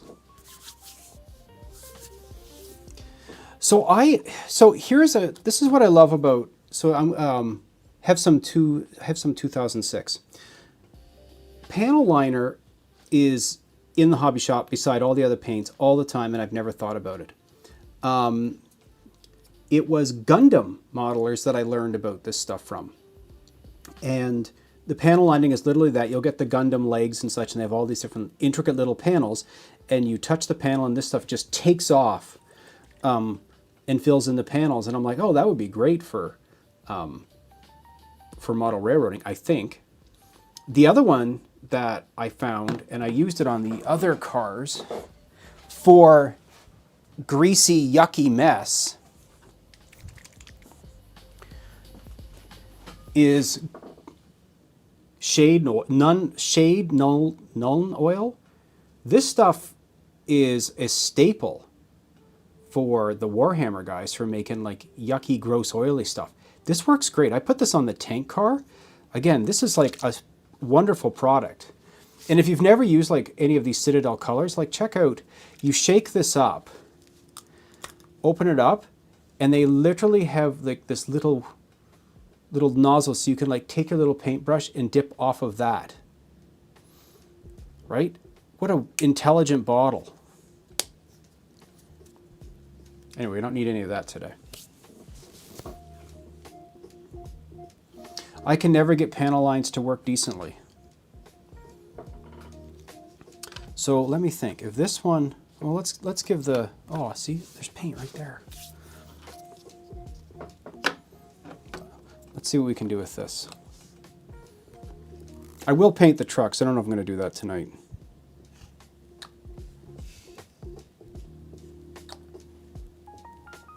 Whoa, that was way too much. Oh well.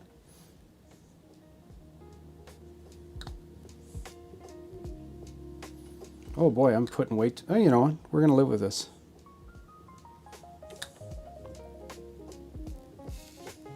I think you're supposed to not rush it the way that I am. Oh well. Okay. Other side. This makes me want to try to get the red one. I forget what the name the red gondola has, but that would be a test.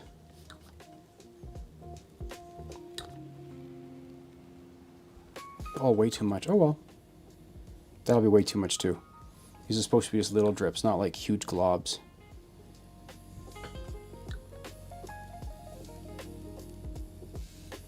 Okay, I'm gonna let that sit and dry a little bit.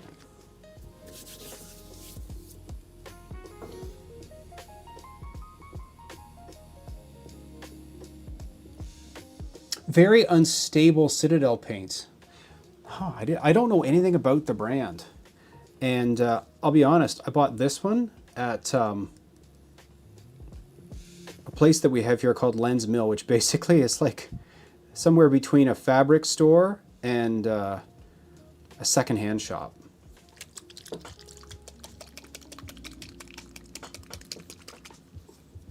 I learned about it from the Second Section podcast. Very good. Cheers.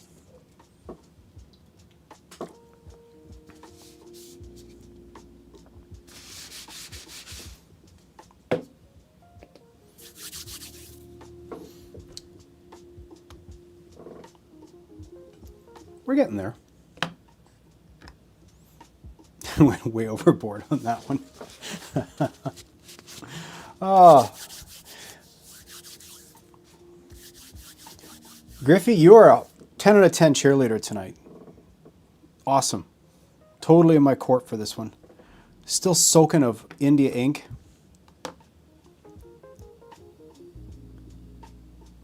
I think I'm going to put some on the bottom as well. Here, let's see. But that's looking pretty damn rough. I need a little more fussing in there.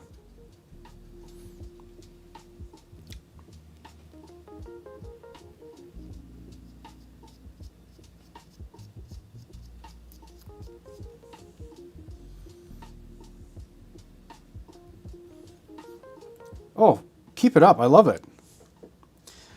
This Friday night's turned out to be great.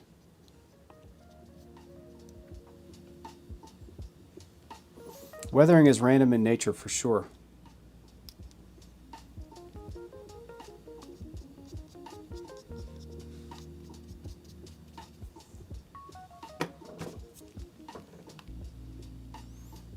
Yeah, I really dislike any of the blue showing up at the top of this.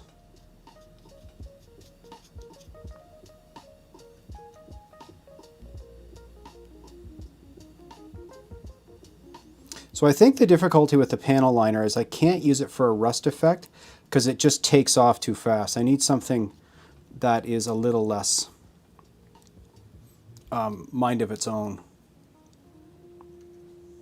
Meaning if I'm going to try to put little rust spots on this,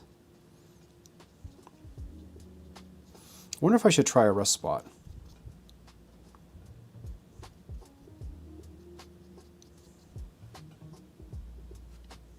Okay, so most of the blue's gone there. So the panel liner is getting pretty dry on this one.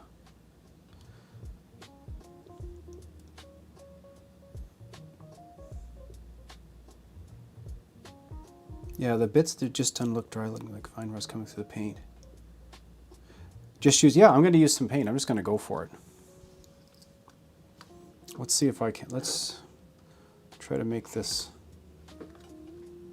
how about, oh look, that looks like it's planned, doesn't it? Look, oh, making stuff, okay. Where is,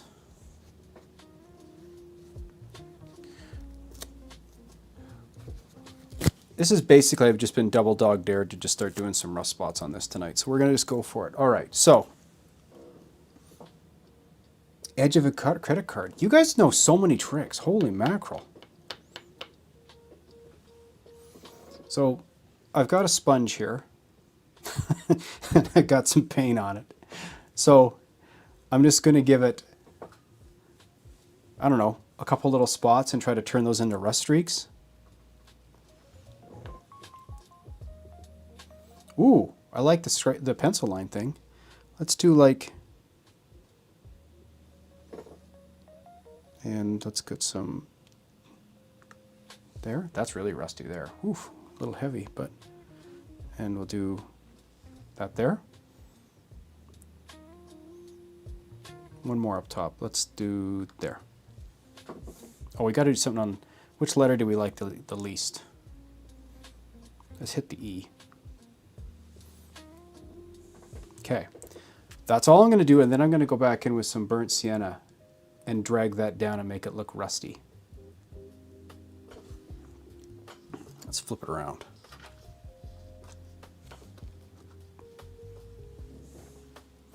Maybe a little less on this side. So let's go there, there, and then one over there. Good enough. Done. A little bit more up there. Done.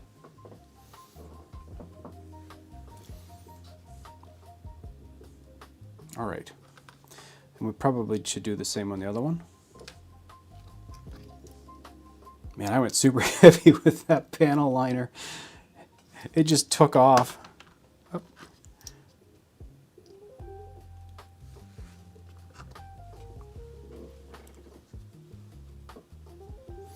But,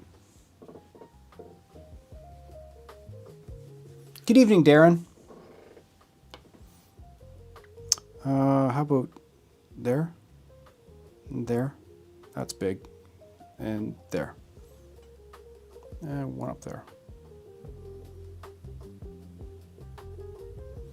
Good enough. Now I gotta wait. Oh, I can fuss the top edge of that a little bit. Also, let me just shout out and say I appreciate everyone hanging out this late.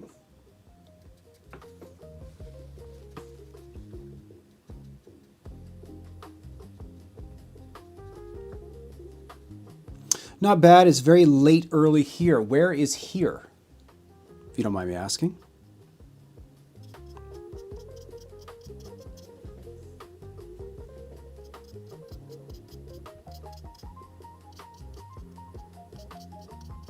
Oh, UK. Yes, yes, yes.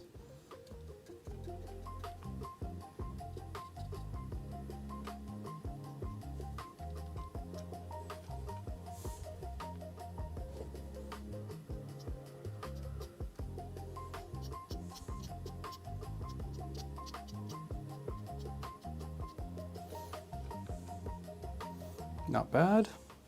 Maybe just a little more, brighten up that edge a little bit.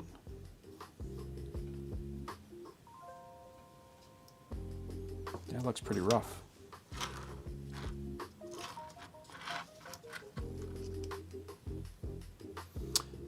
Not much 23. Yeah, it's 10:30.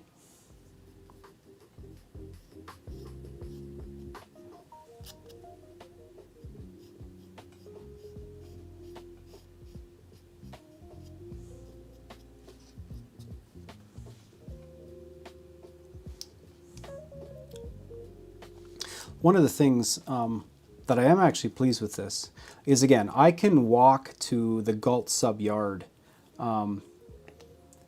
which is CP, Canadian Pacific, or KP, New CP, and it's always loaded up with these trash gondolas, always, always, always. And as I was saying at the beginning of the stream, they generally don't get impressive graffiti because of the ribbing, and so they do see a lot of this sort of pathetic lettering between the panels.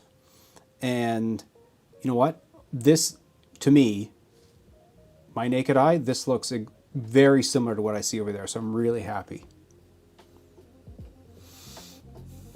RDG, I'm just going to go see about 5 layouts tomorrow for an open house. Nice for you. And you're not used to being up this late. Train show tomorrow in Hamburg, south of Buffalo, but nothing up to get up early for. Well, I'm getting into the season of family obligations. I don't mind them, but family obligations for Christmassy get-together things, and so definitely the weekends will become a little different. Yeah, the grain hoppers get the better tags, 100%.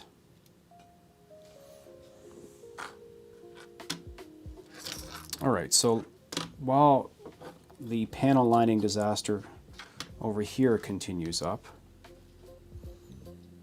I need to decide what I want to do with these little rust spots that I just put on here. First of all, how movable are these? Are they completely on there dry? Yeah, they're dry. Okay, so I need a little brush.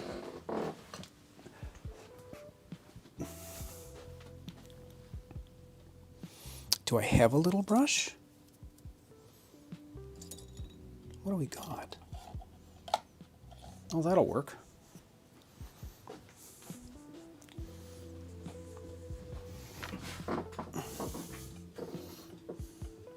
Good evening. It's only 3:37 in the morning here in Glasgow. Good morning to you. Auto racks.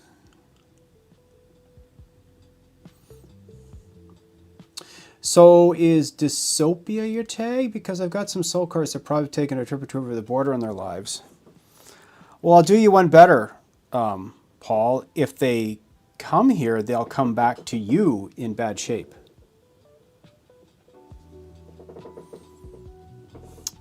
All right, now we're going to, I don't know if this is going to work.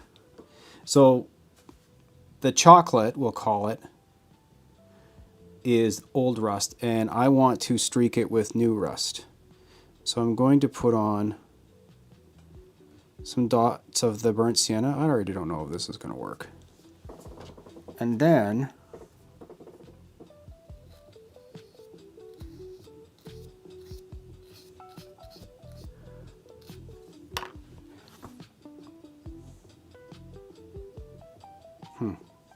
I don't like that as much. Hang on. Let's do something different.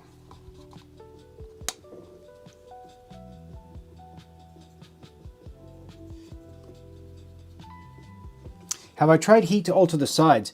I haven't done that yet. I have seen holding a soldering iron in behind it to mess it up, and I love that idea. Okay, let's see if I come over here with this sort of washy stuff.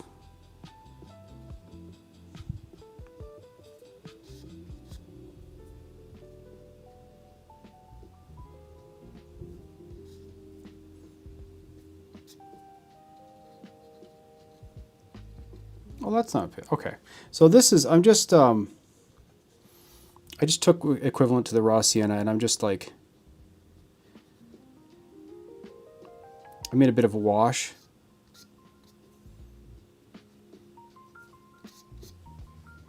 And I think that jazzes it up enough. And I'll just use my little finger to get this pulled down.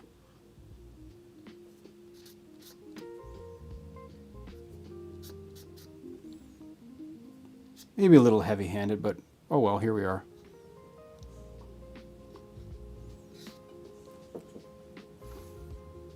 I don't hate that.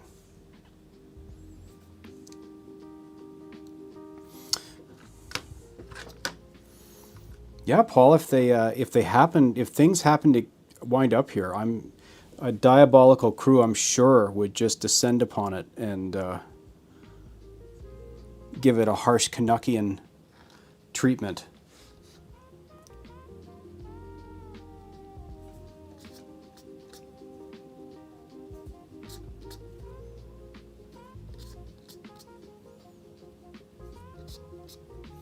Oh, I like the way that looks on the white paint.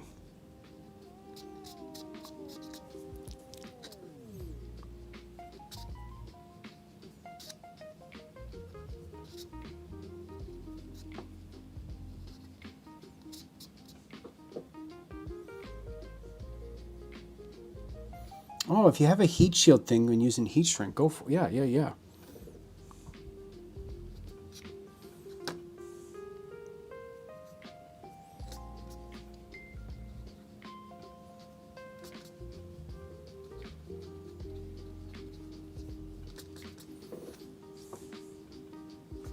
So where are we at with these then?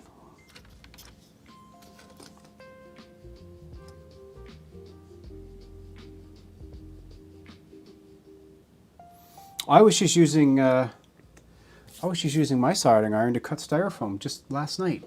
I did wear a mask, however, I feel like that soldering iron probably needs a bit of flux on it at this point. But these aren't, I'm not, here, go back to the camera. So, I think, I'm not totally, no, I don't love what I did there. What's on this? This is clean. Let's, what if I take,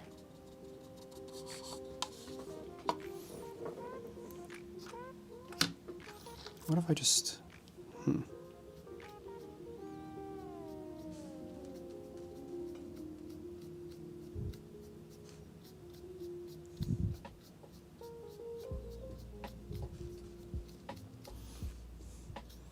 I just stuff this into a bit of the isopropyl. Yeah, I don't love this.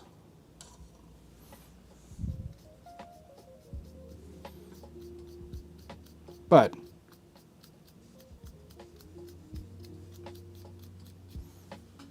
I don't hate it either. Okay. That's rough. That is as rough as you need to get it. Oh yeah, drag it up. Okay, you're right. Let's go.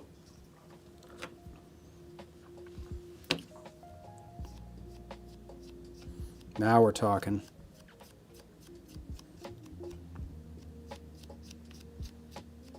We'll get through this together. So the suggestion was the things that I don't like, just drag them onto the underside here.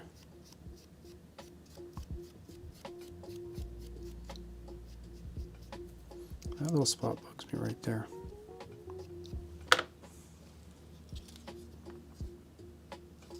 I better drag all of it.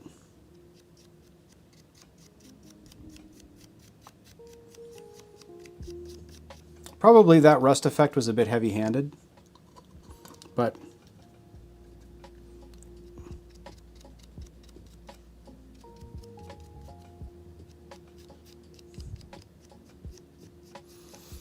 as I said, I was having the good fortune of watching Paul do this, and he was very lovingly applying very precise dabs of paint and then a beautifully clean brush with mineral spirits, and then like the most precise drags you've ever seen.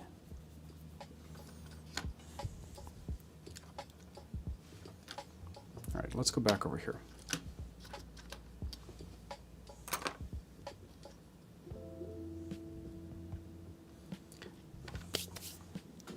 Let us, do I have any garbage?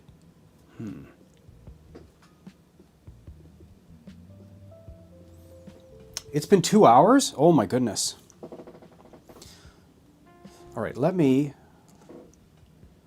that car is not clean and shiny. So for what it's worth, so this is where we're sitting now. It still needs to dry. I still may give it another wash to pull it all in. But the bottom is where it was, and the side's where it's at. And then this one, which I'm going to admit I went too far on, but I'm not mad. That was original, and we got it about here. It still needs to dry. A coat of pigments will cover up things you're not happy with, for sure. It's not that I'm unhappy with it. I just see that this is not, that was too much. I went for the rust thing, and I was like, I wonder if I can just, hang on. Let's see.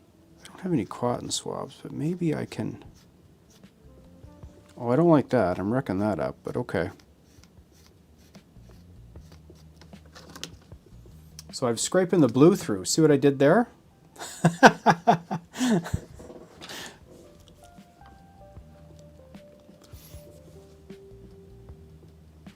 More ink? Yeah, I could do more ink. Now that I've kind of bummed those up. So see, the isopropyl alcohol got everything loosened up. Wash it down with black. Let's go for it. Okay. Too bad about that, but here we go. Hang on, let me just get my tools prepped. This is why I like weathering. Yeah, none of this is a lost cause.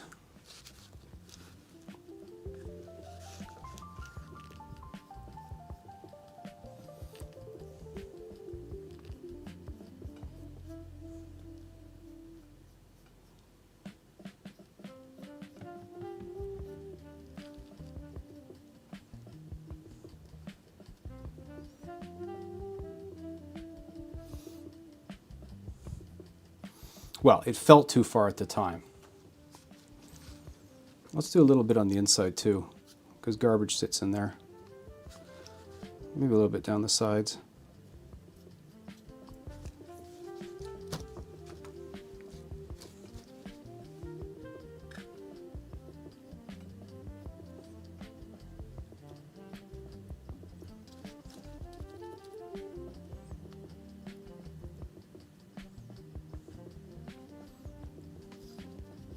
Making up techniques are great.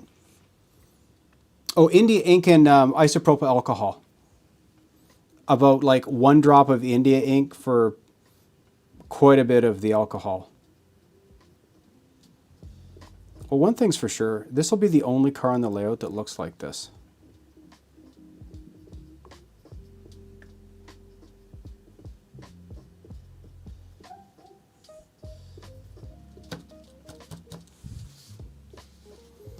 Man, this has seen better days, huh? What do we feel like? Do I give the other car a quick, another more shot of ink? I'll put a little of ink down on the inside of the, it looks nice in here. Just a bit streaking like that.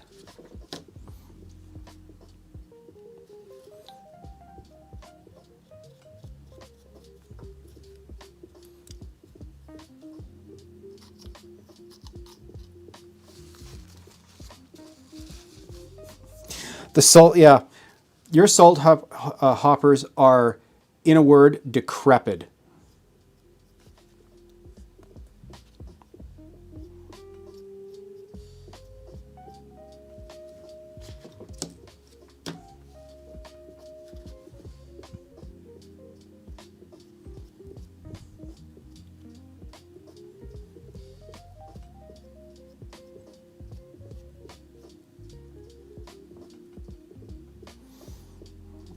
Right? Rip track this.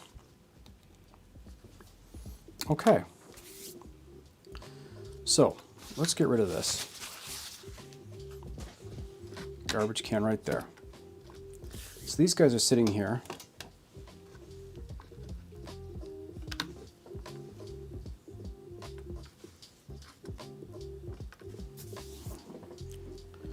Geez, that's pretty bright right there. Let's...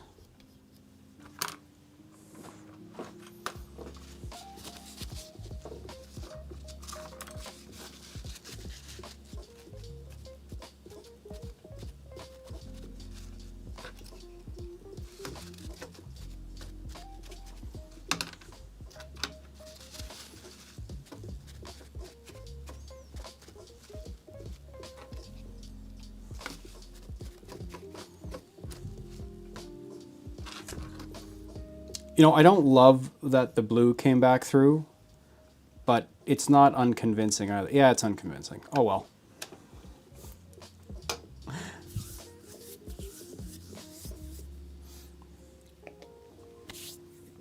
So, realistically speaking, I probably went a little too far on the blue one tonight. And I'm already over that problem. It's no problem. But you know what? This has been a riot. Sitting down here talking to you guys for the last 2 hours has been a real treat. So I really appreciate you guys spending the time with me tonight. What a great way to spend a Friday. Overall, I mean, yeah, these look good. I like them just fine. When I get these lashed up with all the rest and there's garbage on them, they're going to be perfectly fine. This was a lot of fun. I would say that I would do things maybe a little bit differently next time with these, but whatever.